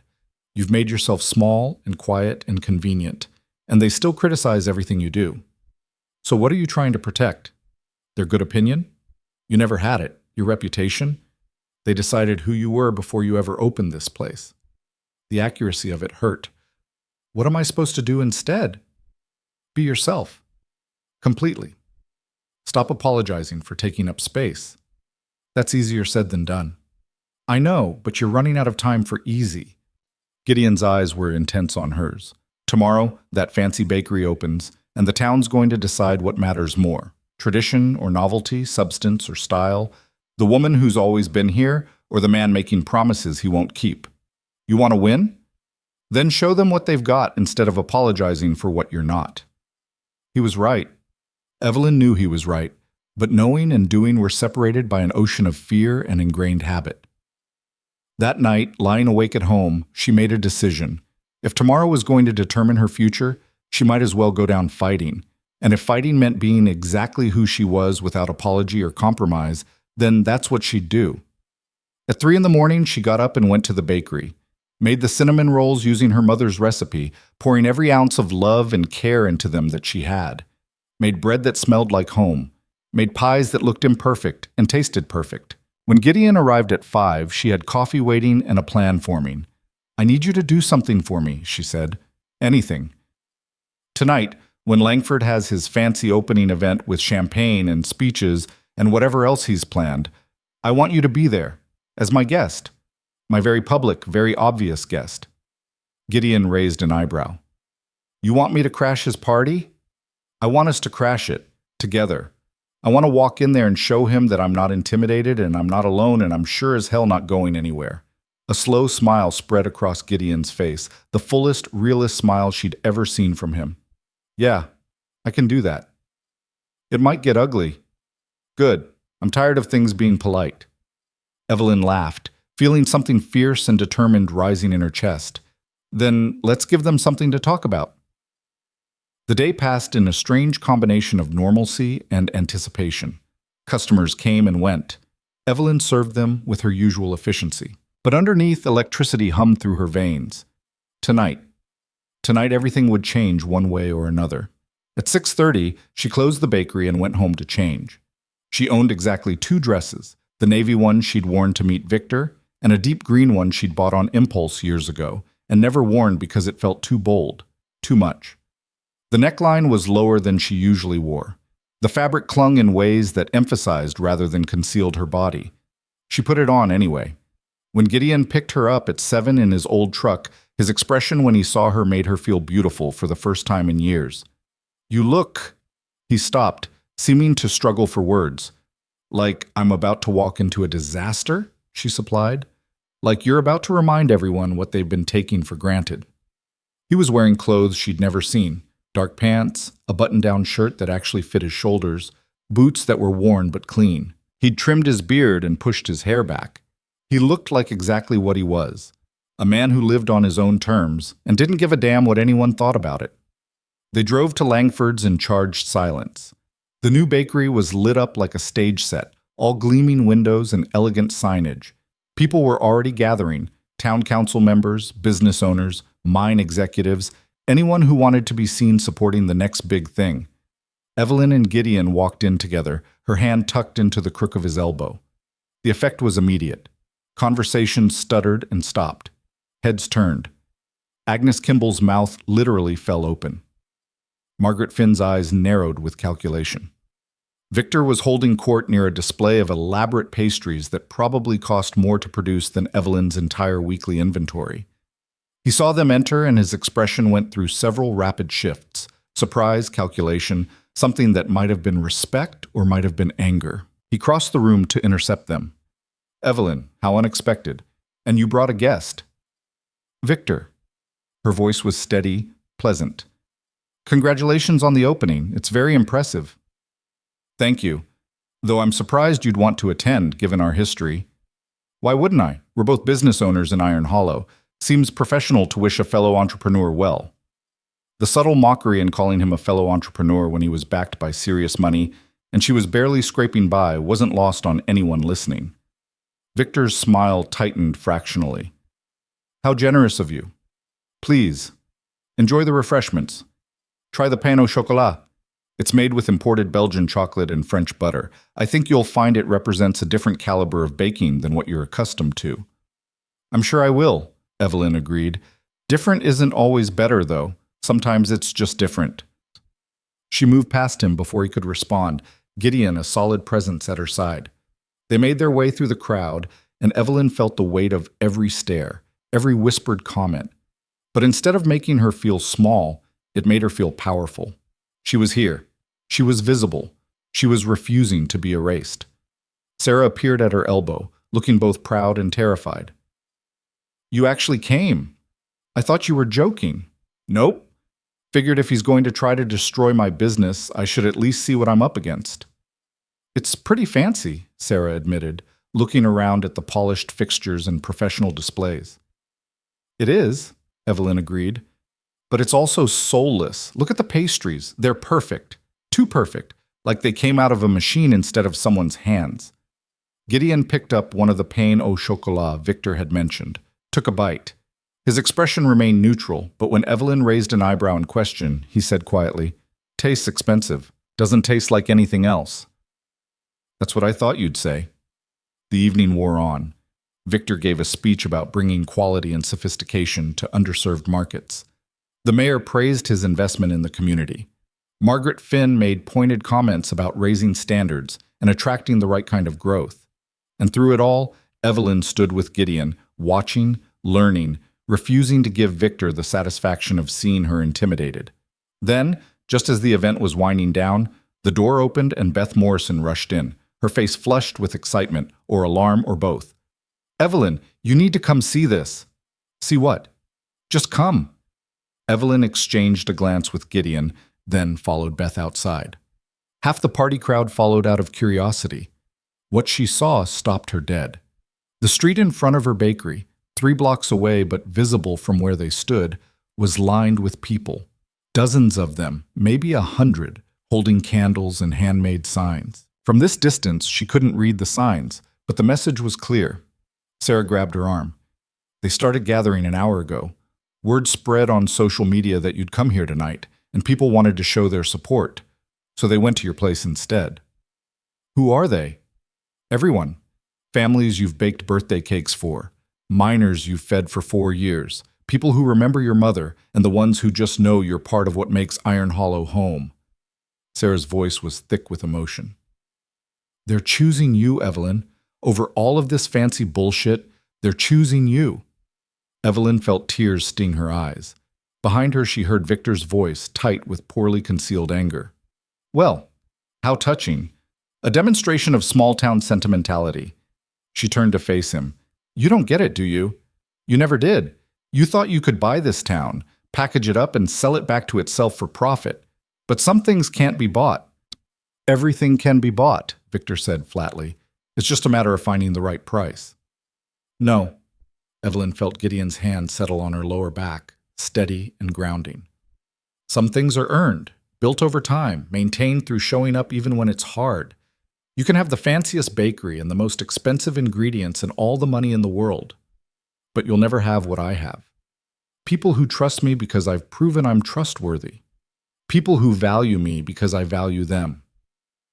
You're delusional if you think loyalty beats economics. In 6 months, your little bakery will be bankrupt, and these same people will be buying my products because they're better and cheaper." "Maybe," Evelyn conceded, "or maybe you'll discover that there's more to business than spreadsheets and market share. Maybe you'll learn what it costs to actually be part of a community instead of just extracting value from it." She turned to Gideon. "Take me home? Not to my house. To the bakery. To my people." "Yeah." His voice was rough with something that sounded like pride. "Let's go." They walked the 3 blocks hand in hand while the crowd from Victor's opening followed at a distance, watching. When they reached Evelyn's bakery, the gathered people turned and saw her, and the reaction was immediate. Applause broke out. Someone started chanting her name. The signs came into focus. "We choose local. Hart's Bakery forever. Support your neighbors." Jake Porter pushed through the crowd and handed her something. The contract Victor had tried to get her to sign, the one she'd thrown back at him. Only now it was torn into pieces and mounted on poster board under the words, "Some things aren't for sale." Evelyn burst into tears. Not quiet, dignified tears. Full, body-shaking sobs of relief and gratitude and overwhelming emotion. Gideon pulled her against his chest, shielding her from the crowd while she fell apart, and she felt his voice rumble through his chest as he said something to the gathered people that made them give her space. When she finally composed herself enough to look up, the crowd was still there, still watching, still supporting her with their presence. "Thank you," she managed, her voice hoarse. "Thank you for being here, for caring, for choosing." Her throat closed up again. "We're not going anywhere," Sarah called out. "Whatever happens, we've got your back." The crowd echoed the sentiment, and Evelyn felt something fundamental shift inside her. She'd spent so long fighting alone, trying to prove she deserved to exist in this space. But she'd never been alone. She'd just been too afraid to see the support that was there all along. Behind the crowd, barely visible in the darkness, Victor Langford stood watching. His expression was unreadable, but Evelyn thought she detected something that might have been grudging respect, or might have been pure calculation. Tomorrow, the real war would begin. His bakery would open. Customers would make choices. The market would decide what survived and what didn't. But tonight, standing in front of her bakery, with a man who'd waited 5 years to tell her she mattered, and a crowd of people who'd chosen her over convenience and novelty, Evelyn felt something she hadn't felt in longer than she could remember. She felt like she might actually win. The feeling didn't last. By the time the crowd dispersed and Evelyn locked up for the night, reality had already started creeping back in. Support was wonderful, but it didn't pay rent or buy flour or keep the lights on. Victor's Bakery would open tomorrow with professional staff and deep pockets, and the kind of relentless efficiency that came from treating business as pure mathematics rather than human connection. Gideon drove her home in silence. When they reached her house, he killed the engine but made no move to leave. "You're thinking too hard," he said finally. "I'm thinking realistically. Tonight was amazing. Tomorrow's going to be brutal." "Probably." "That's not very reassuring." "Wasn't trying to reassure you, just agreeing with the truth." Gideon turned to look at her in the darkness. "But brutal doesn't mean impossible. You've survived brutal before. This is different. This is someone actively trying to destroy what I've built." "I know." His voice was quiet. "Still doesn't mean you can't survive it." Evelyn wanted to believe him, but the fear sat heavy in her chest, making it hard to breathe. "What if I lose everything? The bakery, my house, my—" She stopped, not sure how to articulate what else felt at stake. Her identity, her purpose, the proof that she could exist in the world on her own terms. Gideon reached across the truck cab and took her hand. His palm was rough and warm against hers. "Then you start over. Build something else. Keep going." He squeezed her fingers gently. "That's all any of us can do." "Is that what you did? When whatever happened in the military destroyed everything?" She felt him tense, saw his jaw tighten. For a long moment she thought he wouldn't answer. Then he exhaled slowly. "I came back from overseas and nothing made sense anymore. The world was too loud, too crowded, too full of people pretending things mattered when I knew exactly how fast it all could disappear. So I went to the mountains and told myself I was done with humanity." His thumb traced small circles on the back of her hand. "Took me 3 years to realize I wasn't done. I was just scared, because if I cared about things again, I could lose them again. And I didn't think I could survive another loss." "What changed?" "Cinnamon rolls at 5 in the morning." He smiled slightly. "And a woman who never once asked me to be anything other than what I was. Who just kept showing up and doing her work and treating me like I was human, even when I wasn't sure I qualified anymore." Evelyn's throat felt tight. "Gideon, you saved me," he said simply. "Didn't even know you were doing it, but you did. So now it's my turn. Whatever happens with Langford, whatever you need, I'm here." She kissed him before she could overthink it, leaned across the center console and pressed her mouth to his, clumsy and desperate and honest. He made a surprised sound, then his free hand came up to cup her face, and he was kissing her back with 5 years of restrained wanting finally unleashed. When they broke apart, both breathing hard, Gideon rested his forehead against hers. "Been wanting to do that for a while," he admitted. "Me too. I was afraid." "Of what?" "That you'd realize I wasn't worth the trouble. That I'd mess it up somehow. That I'd lose the one good thing I had because I couldn't leave well enough alone." She laughed shakily. "Turns out I'm really good at being afraid. Fear's not the problem. It's letting fear make your decisions." Gideon kissed her again, softer this time. "Go get some sleep. Tomorrow we deal with Langford. Tonight just be here with me." So she did. She invited him inside and they sat on her worn couch, drinking terrible tea and not talking about the future. Just existing together in the present, hands intertwined, sharing space like it was the most natural thing in the world. He left around midnight, and Evelyn went to bed feeling less alone than she had in years. The alarm went off at 3. She dragged herself to consciousness, made coffee, and drove to the bakery through streets still dark and silent. The routine was so ingrained she could do it half asleep. Unlock the door, flip on the lights, start the ovens, pull out the ingredients for the day's first batch. By 4:30, she had cinnamon rolls rising and bread dough resting and the comforting smell of baking filling the kitchen. By 5, the first customers would start arriving, the early shift miners, the loggers heading up into the hills, the insomniacs and the dedicated, or they would have, before Langford's opened. The first hint of trouble came at 5:15 when Beth arrived for her shift and the bakery was still empty. "Where is everyone, Pitas?" Beth asked, looking around at the vacant tables. "Good question." They waited. 5:30 came and went. 6 o'clock. Usually by now they'd have served 20 customers and sold half the morning's inventory. Today, they'd had 3. All regulars so loyal they'd probably keep coming even if Evelyn started serving sawdust.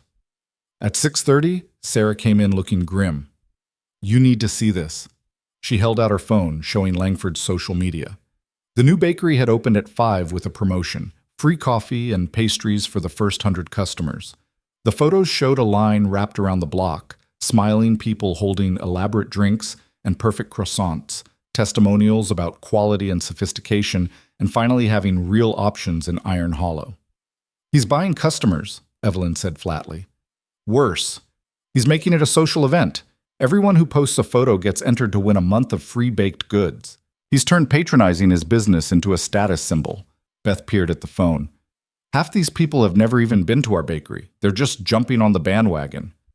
"Doesn't matter why they're going, just matters that they are." Evelyn felt numb. She'd known this was coming, had prepared herself mentally, but the reality still hit like a physical blow. "How long can he sustain giving away free product?" "Long enough to crush you," Sarah said bluntly. "That's the point. He takes the loss now, drives you out of business, then raises prices once there's no competition." "So what am I supposed to do? I can't compete with free." "No, but you can compete with quality and relationships and all the things that actually matter long term." Sarah's voice was fierce. "This is opening day hype. It'll die down, and when it does, people will remember who was actually there for them." Evelyn wanted to believe it, but watching the steady stream of social media posts celebrating Langford's sophistication while her own bakery sat empty made belief feel like self-delusion. The morning dragged. A few more customers trickled in. Regulars mostly, people who seemed almost apologetic about their loyalty. Tom Chen bought his usual sandwich and spent an extra 10 minutes making determinedly casual conversation, clearly trying to boost her morale. Jake Porter came in with 3 other miners and loudly proclaimed that fancy foreign pastries couldn't compete with real mountain baking. It was kind. It was also desperately insufficient. By noon, Evelyn had sold less than a third of what she'd normally move by that time. The waste was going to be significant. She couldn't afford to throw out this much product regularly, but she also couldn't afford to make less and risk not having enough for the customers who did come. Gideon appeared around 1, took one look at the nearly empty bakery, and his expression darkened. "Free giveaway," Evelyn explained before he could ask. "First 100 customers got everything free. Now everyone's posting about it like Langford's the second coming. It's a scam. It's marketing, effective marketing. It's buying loyalty. That's not the same as earning it. Tell that to my empty tables." Gideon was quiet for a moment, then said, "What if you did something similar? Not free, you can't afford that, but a promotion that reminds people why they came here in the first place." "Like what?" "I don't know, I'm not a business person, but there has to be something you do that he can't replicate." Evelyn thought about it. What did she have that Langford didn't? Not money or marketing budget or trained staff, not fancy equipment or imported ingredients or sophisticated branding. What she had were her mother's recipes, years of relationships, knowledge of exactly what this town needed because she was part of it rather than observing it from outside. "The winter I carried those 14 families," she said slowly. "I kept a list. Names, amounts owed, how much they'd paid back. I know every one of them, know their kids' names, their favorite orders, which ones have allergies or dietary restrictions. So Langford's marketing to strangers. He's treating Iron Hollow like a demographic. But I know these people. Actually know them." She felt something spark in her chest, not hope exactly, but possibility. What if I reminded them of that? Not through some big promotion, but through personal connection. How? I don't know yet, but there has to be a way. She spent the rest of the afternoon thinking while she worked. Beth helped her brainstorm, throwing out increasingly wild ideas until they were both laughing at the absurdity. Sarah stopped by after work with a bottle of cheap wine and moral support. Even Sheriff Morrison made an appearance, casually mentioning that he'd noticed some health code concerns at the new place. Nothing serious enough to shut them down, but enough to require inspections that might slow their momentum. By closing time, Evelyn had the skeleton of a plan. It wasn't sophisticated or flashy. It was just her doing what she'd always done, but more intentionally.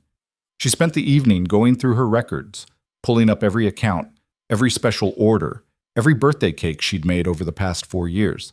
She made lists of customers she hadn't seen in a while, families who might be struggling, people who'd always been kind even when kindness wasn't fashionable. Then she started baking.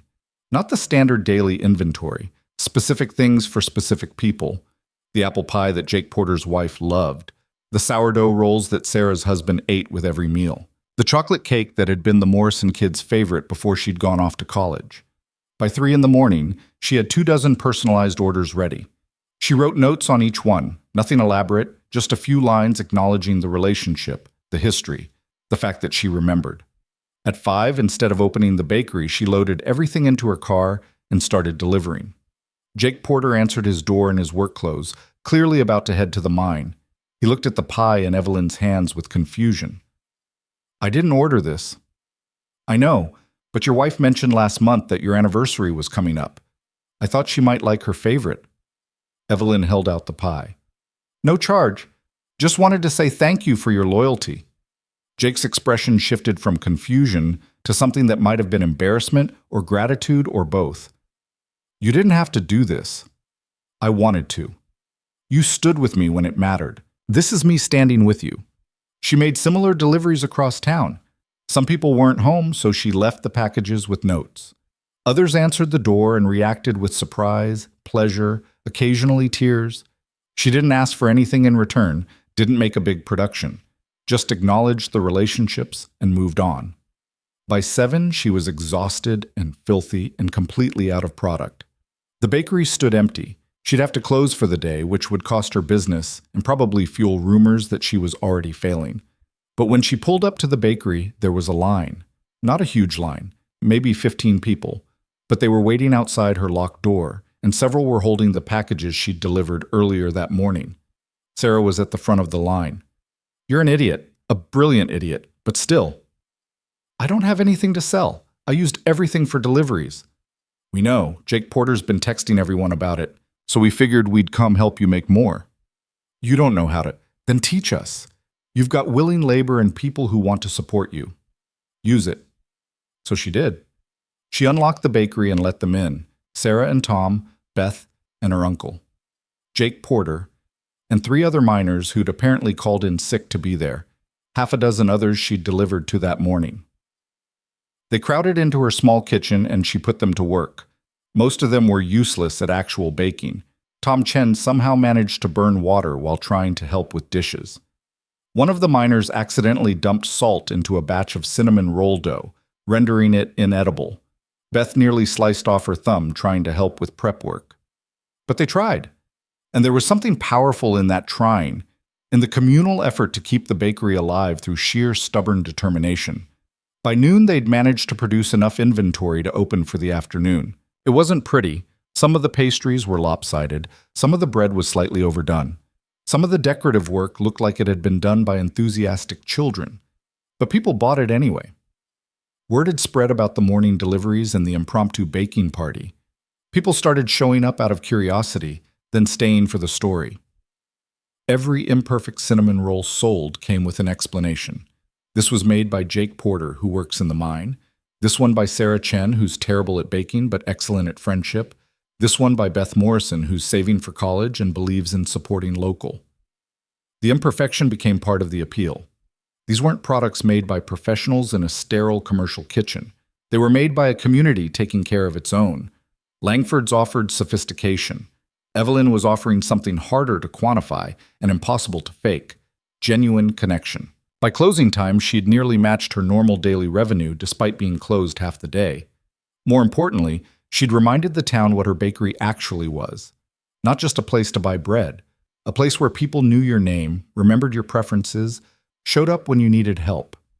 Gideon came in as she was locking up, took in the flour-covered surfaces and the exhausted but satisfied crowd still lingering, and smiled.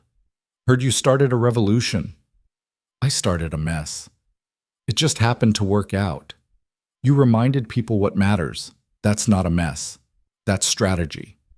She wanted to collapse into him, let him hold her up while the adrenaline drained away and exhaustion took over. But there were still people in the bakery, still watching, and she wasn't ready to make their relationship that public yet. As if reading her mind, Gideon said quietly, "Come up to the cabin this weekend. Get away from town for a day. Let me feed you dinner and show you the mountains when they're not trying to kill you." "I can't. I need to keep the momentum going. You need to not burn out." His voice was gentle but firm. "One day won't destroy your business, but running yourself into the ground might." He was right. Evelyn knew he was right, but taking time off felt like surrendering ground she couldn't afford to lose. Still, when the weekend came and she'd somehow survived 3 more days of improvised community baking sessions and steady customer support, she found herself driving up the mountain road to Gideon's cabin. The directions he'd given her were precise. Turn at the fallen pine, follow the creek, look for the clearing with the split boulder. The cabin sat in a meadow surrounded by forest so dense it felt like entering another world. It was small, rough-hewn, exactly what she'd expected. Smoke rose from the chimney, and Gideon was on the porch, clearly waiting for her. "You found it," he said, coming down to help her out of the car. "Your directions were good. Didn't think you'd actually come." "Why not?" "Because you're stubborn and dedicated and probably convinced yourself you couldn't spare the time." "All of that's true. I came anyway." He smiled and took her hand, leading her inside. The cabin's interior was sparse but comfortable. A wood stove, a rough table, shelves lined with books and supplies, a bed in the corner covered with heavy quilts. It smelled like pine and wood smoke and coffee. "It's not much," Gideon said, sounding almost apologetic. "It's perfect." And it was. Not because it was luxurious or impressive, but because it was so completely, authentically him. No pretense, no performance, just shelter and warmth and the essentials for survival. He'd made dinner, venison stew that had been simmering all day, fresh bread that he admitted he'd bought from her bakery that morning, coffee strong enough to strip paint. They ate at the rough table while the sun set through the windows, painting the meadow gold and amber. "Tell me about the scars," Evelyn said finally, watching him across the table. "Not the ones from trapping, the other ones." Gideon was quiet for a long time. "What do you want to know?" "Whatever you're willing to tell me." He stood and walked to the window, looking out at the darkening forest. "I did 3 tours, private security contract work, mostly protecting corporate interests in places where corporate interests weren't particularly welcome. We told ourselves we were the good guys, that we were protecting people, preventing chaos, maintaining order. But you weren't. We were protecting profits. The people who paid us didn't care about stability or safety or any of the things they claimed. They cared about extracting resources as efficiently as possible. And we enabled that, enforced it, made sure nobody got in the way. What happened? I realized what we were actually doing, what I was complicit in. And by then I had enough blood on my hands that coming home felt impossible. How do you go back to normal life when you know what you're capable of? When you know that under the right circumstances, you're willing to do terrible things? Evelyn stood and crossed to him, putting her hand on his back. "You came back anyway." "I came back broken, convinced I didn't deserve peace or connection or anything good. Figured the mountains were the best I could hope for, isolation with a purpose.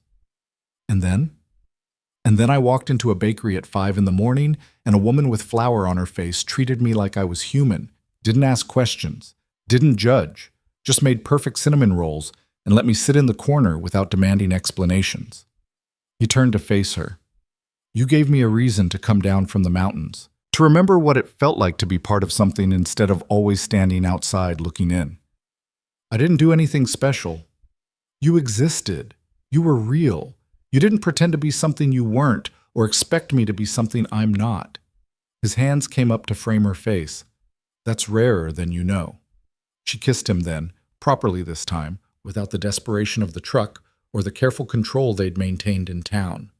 This was slow and thorough, 5 years of want finally given permission to surface. They made it to the bed eventually, fumbling with clothes and laughing at their own awkwardness. Nothing about it was smooth or practiced. Evelyn had stretch marks and scars from kitchen accidents and a body that didn't match any cultural standard of desirability. Gideon had damage written across his skin and old injuries that made certain movements difficult. But none of it mattered, because this wasn't about performance or meeting expectations. It was about two imperfect people choosing each other with full knowledge of exactly what they were getting. Afterward, lying tangled together under the quilts, Evelyn felt something settle in her chest.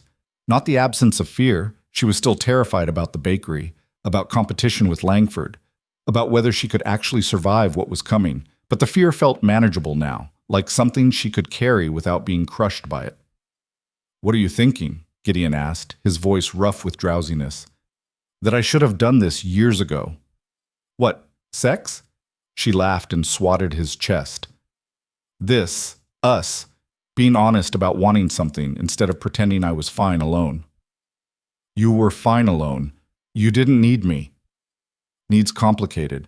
I didn't need you to survive. But I needed you to remember what living actually feels like. There's a difference." He pulled her closer, kissing the top of her head. "Yeah, there is." They spent the next day hiking through the mountains, Gideon showing her his trap lines and the places where he'd spent the past 5 years rebuilding himself. He was different here, more relaxed, more talkative, moving through the forest with the confidence of someone completely at home. "Do you ever miss it?" Evelyn asked as they sat by a creek eating lunch. "The military work, I mean, the adrenaline and purpose and all that. Sometimes. Usually when things are quiet and my brain needs something to do besides remember." He skipped a stone across the water. "But mostly, no. That life was about control and violence and extracting value. This life is about coexistence, learning to live with the mountains instead of trying to dominate them. It's harder in some ways, more honest in others." "Is that what we're doing? Learning to coexist?" "I hope so. I'm not great at relationships, at being vulnerable or sharing space, or any of the things that make partnerships work." "Neither am I. We'll figure it out together." "What if Langford wins? What if your bakery closes and you have to start over somewhere else?" Evelyn considered the question seriously. A month ago, the thought would have destroyed her. Now, sitting in the mountains with a man who'd waited 5 years to tell her she mattered, it felt less catastrophic. "Then I start over. Maybe here, maybe somewhere else, but I don't let him define me anymore. I'm done shrinking myself to fit other people's expectations." Gideon smiled. "Good. About time." They drove back to town Sunday evening, and Evelyn felt the weight of responsibility settle back onto her shoulders as the bakery came into view.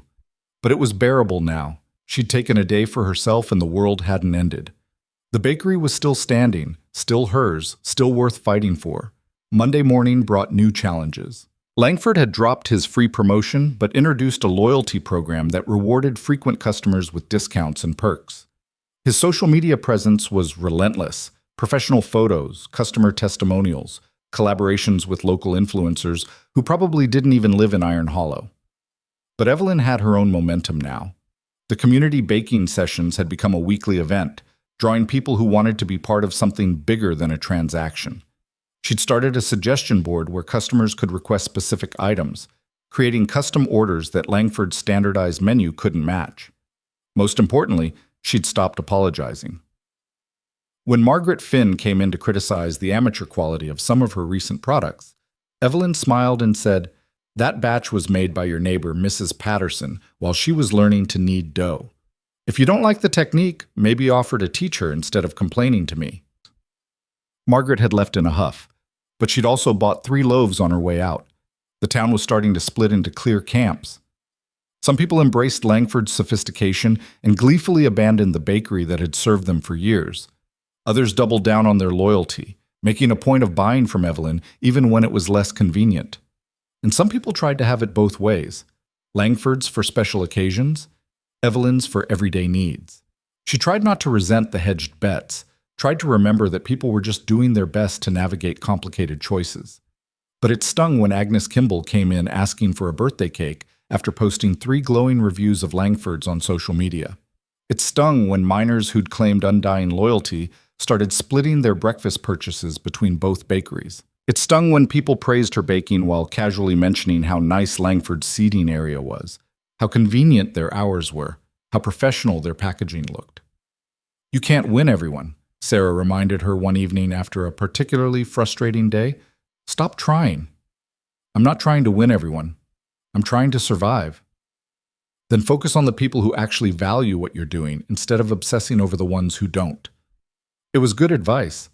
Evelyn tried to follow it, but late at night, lying awake doing mental math on her dwindling margins and increasing stress, she couldn't help calculating how much longer she could hold out if things continued this way. 3 months, maybe. 4 if she got lucky and nothing major broke. After that, she'd have to make impossible choices about whether to take on debt, cut costs, or simply admit defeat. The thought of admitting defeat made her physically ill. She was closing up one Thursday evening, exhausted and discouraged after a day of mediocre sales, when Victor Langford walked in. "We're closed," Evelyn said flatly. "I can see that. I was hoping we could talk. Professionally." "We have nothing to discuss professionally." "I think we do." Victor looked around the empty bakery. "Business hasn't been great for you lately. I've been tracking the numbers, publicly available information, social media engagement, customer traffic patterns. You're bleeding customers at an unsustainable rate." "Thanks for the analysis. You can leave now." "Hear me out first." He pulled out a chair and sat uninvited. "I underestimated you. The community baking sessions, the personal deliveries, the whole grassroots authenticity approach. It's smart.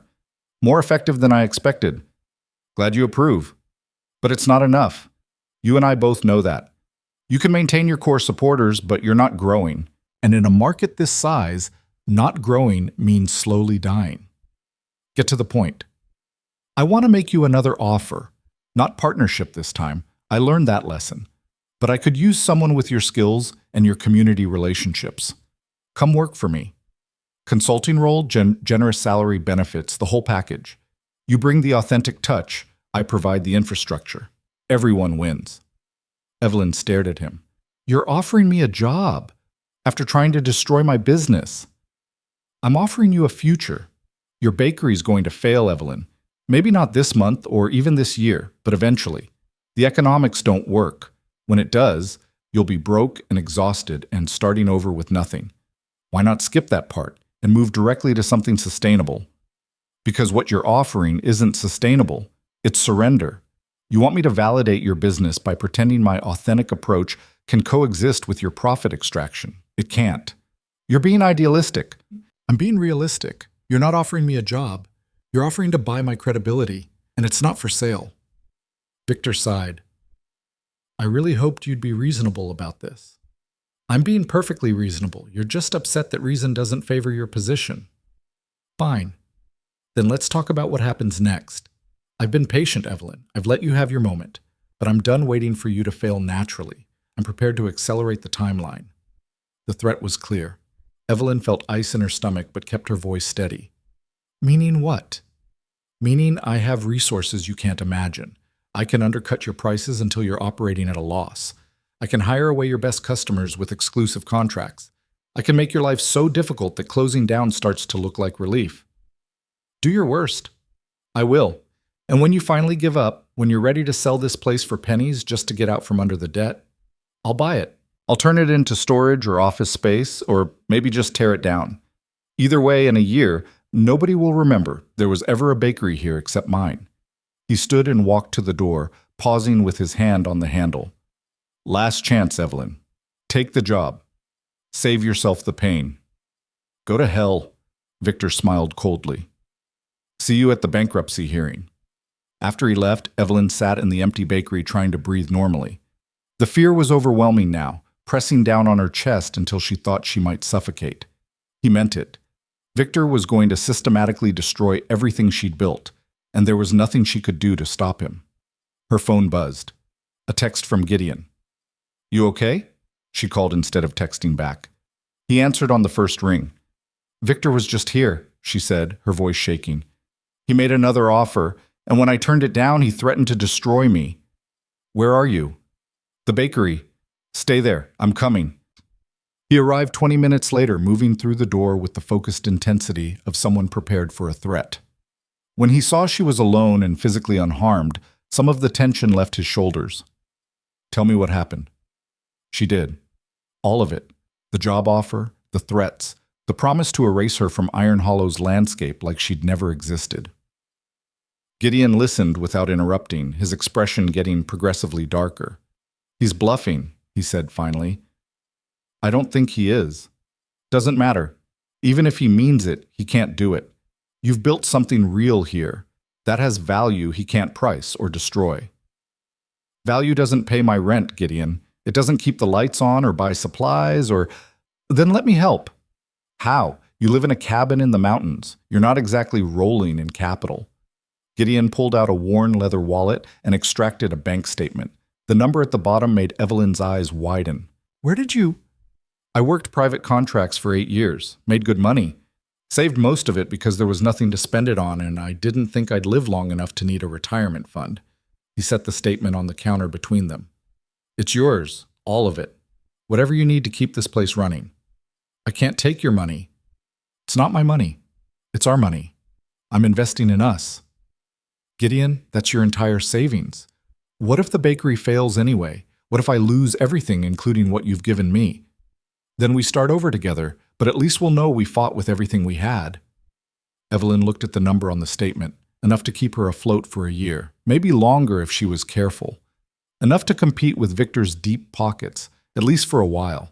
Enough to give her a real chance instead of just a desperate hope. "This is insane," she whispered. "Yeah, but I spent 5 years watching you from a corner table because I was too scared to admit I wanted more than observation. I'm done being scared." He took her hands in his. "Let me fight with you. Let me be part of this." She kissed him hard, tasting salt and realizing she was crying. Okay, yes. But we do this together, equal partners. Your money, my business, our decisions. Deal." They spent the rest of the night planning.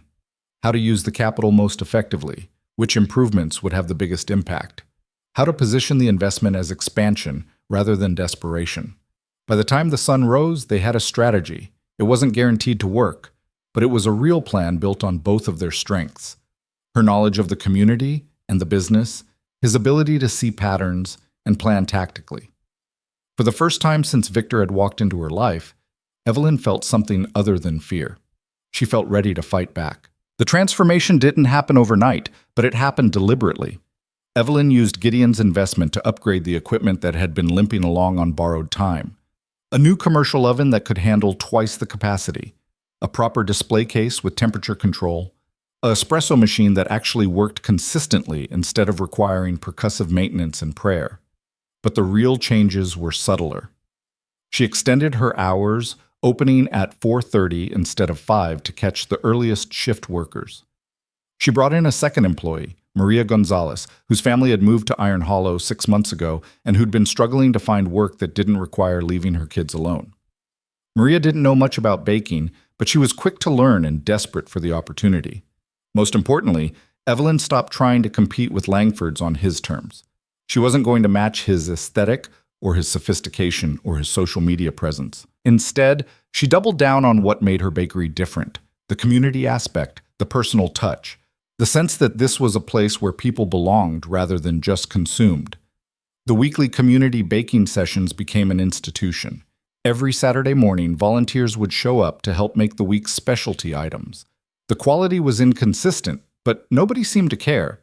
People bought the imperfect pastries specifically because they knew who'd made them, could point to the slightly lopsided cinnamon roll and say, "Mrs. Patterson made that one while her grandson was teaching her about dough consistency." Gideon became a fixture at the bakery. Not quite an employee, but not quite just a customer either. He'd show up most mornings to help with heavy lifting or deliveries, then disappear back to the mountains for days at a time when the trap lines needed attention. The arrangement suited them both: closeness without suffocation, partnership without possession. The town noticed, of course. Agnes Kimball made pointed comments about shacking up and impropriety. Margaret Finn suggested that Evelyn's personal life might be affecting her professional judgment. But there were also people who said it was about time, who smiled seeing them together, who seemed genuinely happy that two difficult, solitary people had found each other. Victor noticed too. His prices dropped in strategic response to every improvement Evelyn made. When she started offering delivery service, he introduced curbside pickup. When her community baking sessions got popular, he launched a customer appreciation program with professional branding and coordinated giveaways. It was exhausting. Every step forward met with calculated opposition, every small victory shadowed by the knowledge that Langford had deeper pockets and longer patience. 3 months into the new strategy, Evelyn was reviewing the books when she realized something odd. Her revenue was up, not dramatically, but steadily. She was serving more customers than before Langford's had opened. The margins were still thin, but they were holding. "How is this possible?" she asked Sarah, who'd been helping with basic accounting. "Victor should be crushing me. His prices are lower. His place is nicer. He's got every advantage." Sarah looked at the numbers and grinned. "He's got every advantage except the one that matters. People actually like you. That's not a business strategy. It is in a town this size. Langford keeps treating Iron Hollow like a market to exploit. You treat it like a community to serve. Eventually people notice the difference. Eventually might not be fast enough. Maybe not. But you're still here. That counts for something." The real shift came from an unexpected direction. Tom Chen called a meeting of the independent business owners, everyone who'd watched Langford's arrival with varying degrees of alarm. They met in the back room of his hardware store on a Tuesday evening, a dozen people representing the commercial heart of Iron Hollow. "We need to talk about Langford," Tom said without preamble. "Not just Evelyn's situation, but all of us. He's been quietly approaching several businesses about acquisition, offering to buy them out or absorb them into some kind of regional brand portfolio." Murmurs of surprise around the table. Tom held up a folder. "He made me an offer last week. Very generous, very professional, very clearly designed to eliminate local competition and consolidate control. I'm guessing I'm not the only one." The pharmacy owner raised his hand. "Me too. Said he could bring in a national chain, boost my revenue, modernize my operations." "Same," said the woman who ran the diner, "except he wanted to replace my menu with proven concepts and standardized recipes." "So he's not just targeting Evelyn," Sarah said slowly. "He's trying to buy up the whole town." Essentially, and the really concerning part, Tom pulled out more documents, is what happens to his previous acquisitions. I've been researching his track record. He buys local businesses, strips them for parts or brand value, then closes them within 18 months. The buildings get sold to developers or turned into corporate franchises. The original owners take their payout and leave. The communities lose their identity and their local economy. The room went very quiet. "He's doing it to all of us," Evelyn said finally, "one business at a time so we don't realize the pattern until it's too late." "Exactly, which is why we need to coordinate our response. If we fight him individually, he picks us off one by one. But if we present a unified front, we're still David against Goliath," the hardware store manager interrupted. "He's got capital and lawyers and resources we can't match." "True, but we've got something he doesn't." Tom looked around the table. "We've got each other, and we've got a town that's starting to wake up to what's actually at stake." They spent the next 2 hours strategizing. It wasn't sophisticated or elegant, mostly just agreements to support each other, to share information about Langford's tactics, to coordinate pricing and promotions so they weren't competing with each other while trying to survive his onslaught. But it was something, a line in the sand that said the town wasn't for sale, no matter how generous the offer. Walking back to the bakery afterward, Evelyn felt something she hadn't felt in months. Not optimism exactly, but solidarity. She wasn't fighting alone anymore. The battle had expanded beyond her personal survival into something bigger, the soul of Iron Hollow itself. Gideon was waiting outside the bakery, leaning against his truck. He'd been up in the mountains for 3 days and looked tired but content. "How'd the meeting go?" "Better than expected. Tom's organizing resistance. Turns out Victor's been trying to buy up half the town. Not surprising. Men like him don't think small." "No, they don't." Evelyn unlocked the door and they went inside. The bakery was dark and quiet, still smelling faintly of the day's baking. "Gideon, what if we can't stop him? What if he just waits us out and eventually wins anyway?" "Then we tried. That's more than most people can say." "Is trying enough?" He pulled her close, his arms solid and warm around her. "I don't know, but it's all we've got, so it'll have to be." She leaned into him, letting herself have this moment of vulnerability. Tomorrow she'd be strong again. Tonight she could just be tired and scared and held. "I love you," she said quietly. I don't think I've said that yet. She felt him tense slightly, then relax. No, you haven't. I do, though. Love you. For the record. For the record, Gideon said, his voice rough. I've loved you since about the third time I walked into this place and you had flour in your hair and you looked at me like I was a person instead of a problem. Just took me 5 years to work up the courage to do anything about it. Evelyn laughed shakily. We're both idiots. Yeah, but we're idiots together now. That's an improvement. The coordinated resistance took shape slowly over the following weeks. The independent businesses started cross-promoting. Receipts from the bakery got you a discount at the hardware store. Hardware store customers got coupons for the diner. Diner patrons got special offers at the pharmacy. It created an ecosystem of mutual support that made shopping local feel like participating in community rather than just making transactions. Langford responded predictably. His prices dropped further. His promotions became more aggressive. He started advertising in the regional papers, positioning Iron Hollow as a destination for sophisticated mountain living with upscale amenities. But something interesting was happening. The more Langford pushed, the more people pushed back. Not everyone. There were still plenty who preferred his polished professionalism to the rough charm of local businesses. But enough people were starting to see the larger pattern, starting to question what they'd be giving up in exchange for convenience and sophistication. The turning point came in late spring. Evelyn was closing up one evening when Sheriff Morrison appeared at the door with an expression she couldn't quite read. Got a minute? Always. What's wrong? He came inside, took off his hat, turned it in his hands. Nothing's wrong exactly, just interesting. Did some more digging into Langford's permits and business filings, found some discrepancies. What kind of discrepancies? The kind that suggest his funding might not be as clean as he claims. Some of the investor names attached to his LLC are shell companies. Some of the business licenses were issued under questionable circumstances. And there's a pattern of health code violations at his previous locations that somehow never made it into public record. Evelyn felt her pulse quicken. What are you saying? I'm saying that if someone were to file a formal complaint, it might trigger an investigation. And investigations have a way of uncovering things people would rather keep buried. Morrison met her eyes. I'm also saying that I can't file that complaint myself without it looking politically motivated, but a concerned citizen could. You want me to go after him legally? I want you to consider whether a legal challenge might be warranted based on legitimate concerns about business practices and public safety. He set a folder on the counter. This is everything I've found. Do with it what you think is right. After he left, Evelyn opened the folder. The documentation was thorough. Permits issued with suspicious speed, investor names that didn't trace to real people, health violations at previous Langford locations that had been quietly settled out of court. Nothing definitively illegal, but enough irregularities to raise serious questions. She called Gideon. I need you to help me make a decision. He arrived within 20 minutes. She showed him the folder, explained what Morrison had suggested.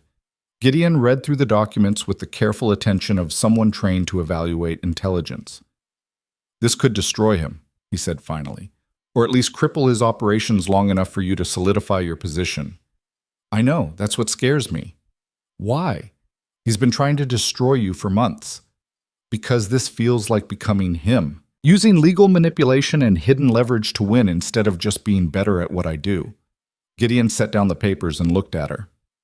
You think there's something noble about letting him crush you with tactics you won't use yourself? I think there's something honest about it. Evelyn, he's not playing fair. He never was. He tapped the folder. This is just using the same rules he's been using all along. You didn't create the game. You're just finally agreeing to play it. What if I become someone I don't recognize? Someone who prioritizes winning over doing the right thing? The right thing, Gideon said carefully, is protecting what you've built and the community that depends on it. If Langford wins, it's not just you that loses. It's everyone who's been supporting you, everyone whose business is next on his acquisition list, everyone who will watch Iron Hollow turn into another corporate outpost with no soul. He was right. Evelyn knew he was right. But the decision still felt enormous, irrevocable. Once she filed the complaint, there'd be no going back. It would be war, open and acknowledged. Do it, she said finally. File the complaint, but I want Tom and Sarah involved too. This can't just be me going after a competitor. It needs to be the community raising legitimate concerns. I'll talk to them. The complaint was filed 3 days later. Not just by Evelyn, but by a coalition of business owners and concerned citizens formally requesting investigation into Langford's Artisan Bakery's business practices, permit approvals, and compliance with health and safety regulations. The response was immediate and explosive. Victor showed up at the bakery the next morning, angrier than Evelyn had ever seen him. His professional mask had cracked, showing the calculation and rage underneath. "You have no idea what you've just done," he said, his voice tight with barely controlled fury. "I filed a legitimate complaint based on documented irregularities. That's my right as a citizen and business owner. That's a coordinated attack designed to damage my reputation and sabotage my business. If your business is legitimate, an investigation will clear you. If it's not," Evelyn shrugged, "then you brought this on yourself. This is war, Evelyn. You understand that? I was willing to let you fail naturally, even offered you an exit. But now? Now I'm going to make sure you lose everything. Your bakery, your reputation, your precious community support. All of it. Get out of my shop. I'll see you in court, and when I'm done, there won't be enough left of you to start over." He slammed out, and Evelyn stood there shaking. Gideon emerged from the kitchen where he'd been listening. "You okay?" "No, but I will be." She took a deep breath. "What happens now?" "Now we wait for the investigation. And we keep doing what we've been doing, showing up, serving people, being exactly who we are." The investigation took 6 weeks. 6 weeks of mounting tension and vicious rumors. Victor's lawyers filed counter-complaints alleging harassment and anti-competitive practices. His PR team flooded local media with testimonials about his community contributions and ethical business practices. But the irregularities kept surfacing. Permits that had been pushed through without proper review, investors who couldn't be traced or verified, a pattern of health violations at previous locations that suggested systemic problems rather than isolated incidents. The real breakthrough came when Tom Chen found a former employee from one of Langford's previous ventures. The woman was willing to testify about pressure to cut corners, falsified inspection records, and a corporate culture that prioritized profit over everything else. With her testimony, the case against Langford became impossible to dismiss. The state health department opened a formal investigation. Business licenses were suspended pending review. The investors, the ones who could actually be identified, started quietly pulling out.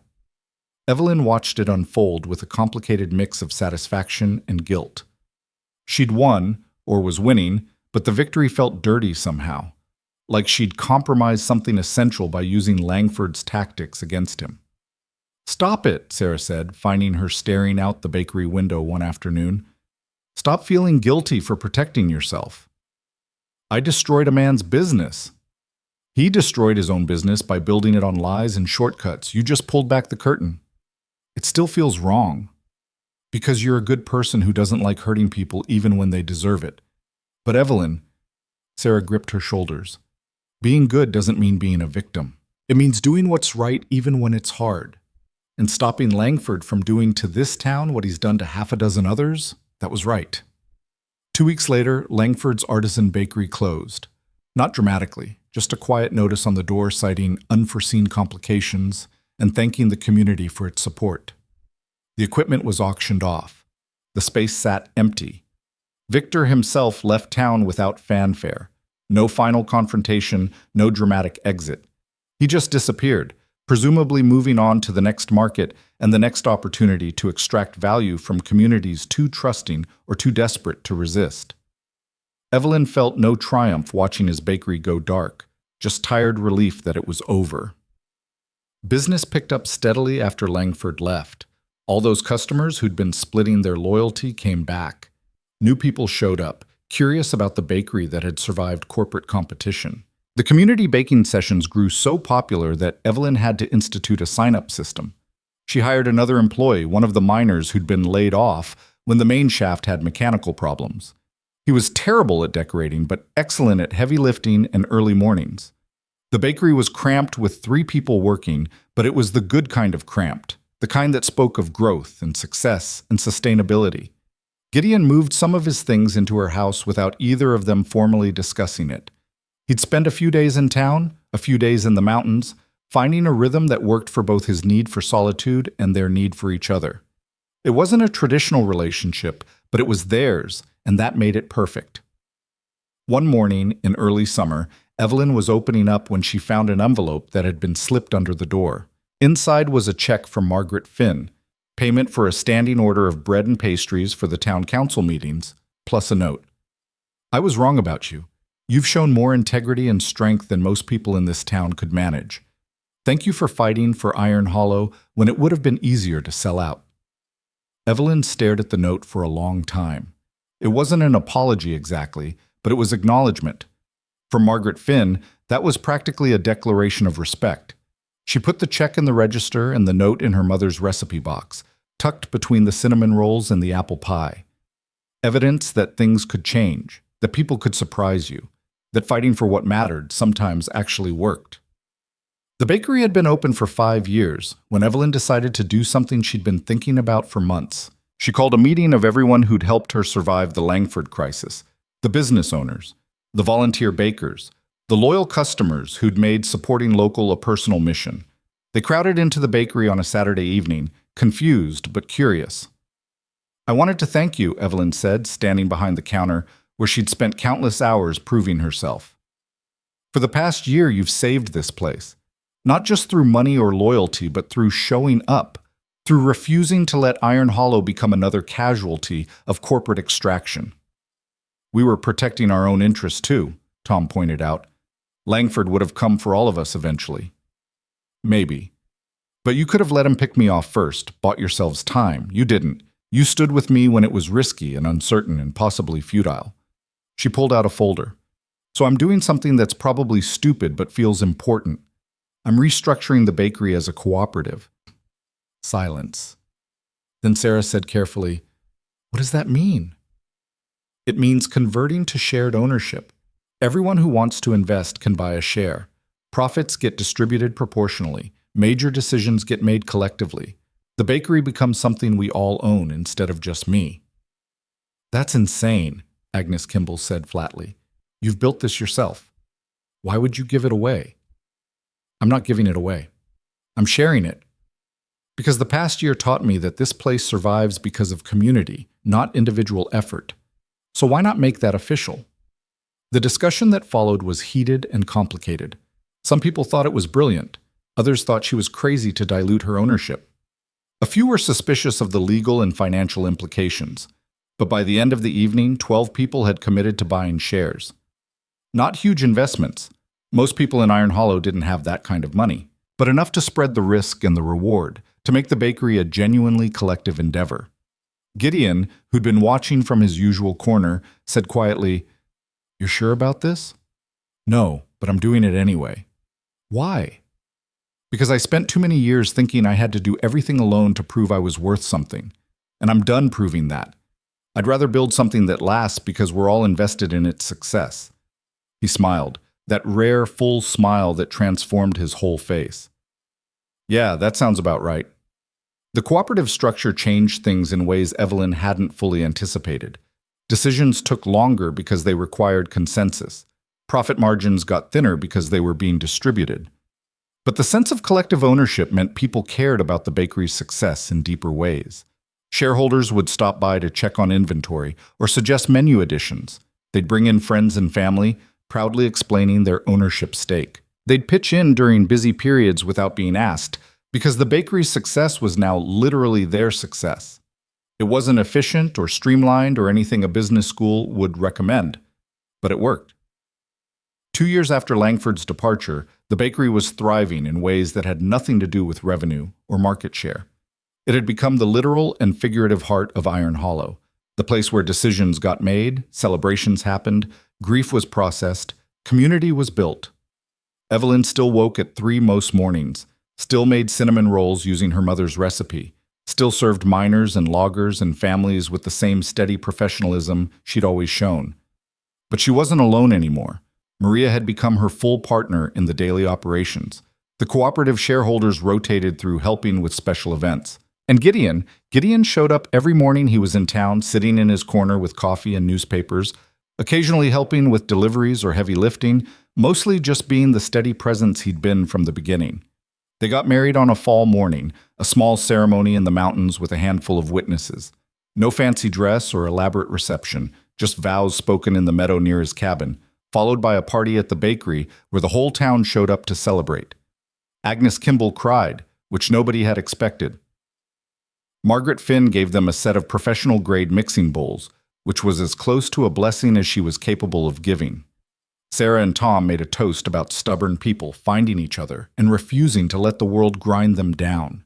Standing in the bakery surrounded by people who'd fought for her, fought with her, and refused to let her face the hard things alone, Evelyn felt something she'd spent most of her life chasing. She felt like she belonged, not because she'd changed herself to fit someone else's expectations, but because she'd finally found people who valued her exactly as she was. Gideon found her later, standing by the window watching the party. He slipped his arm around her waist and pulled her close. "What are you thinking?" "That I almost let fear win. Almost sold out to Langford or gave up or convinced myself I wasn't worth the fight." "But you didn't." "No, thanks to you mostly. You showed up when I needed someone to remind me I mattered." "You would have figured it out eventually. I just sped up the timeline." He kissed the top of her head. "Besides, you saved me first. Only fair, I returned the favor." The party continued around them, music and laughter and the warm smell of baking that would always mean home to Evelyn. Outside, Iron Hollow sat in its mountain valley, harsh and beautiful and complicated. Still the same town that had judged her and underestimated her and made her fight for every inch of respect.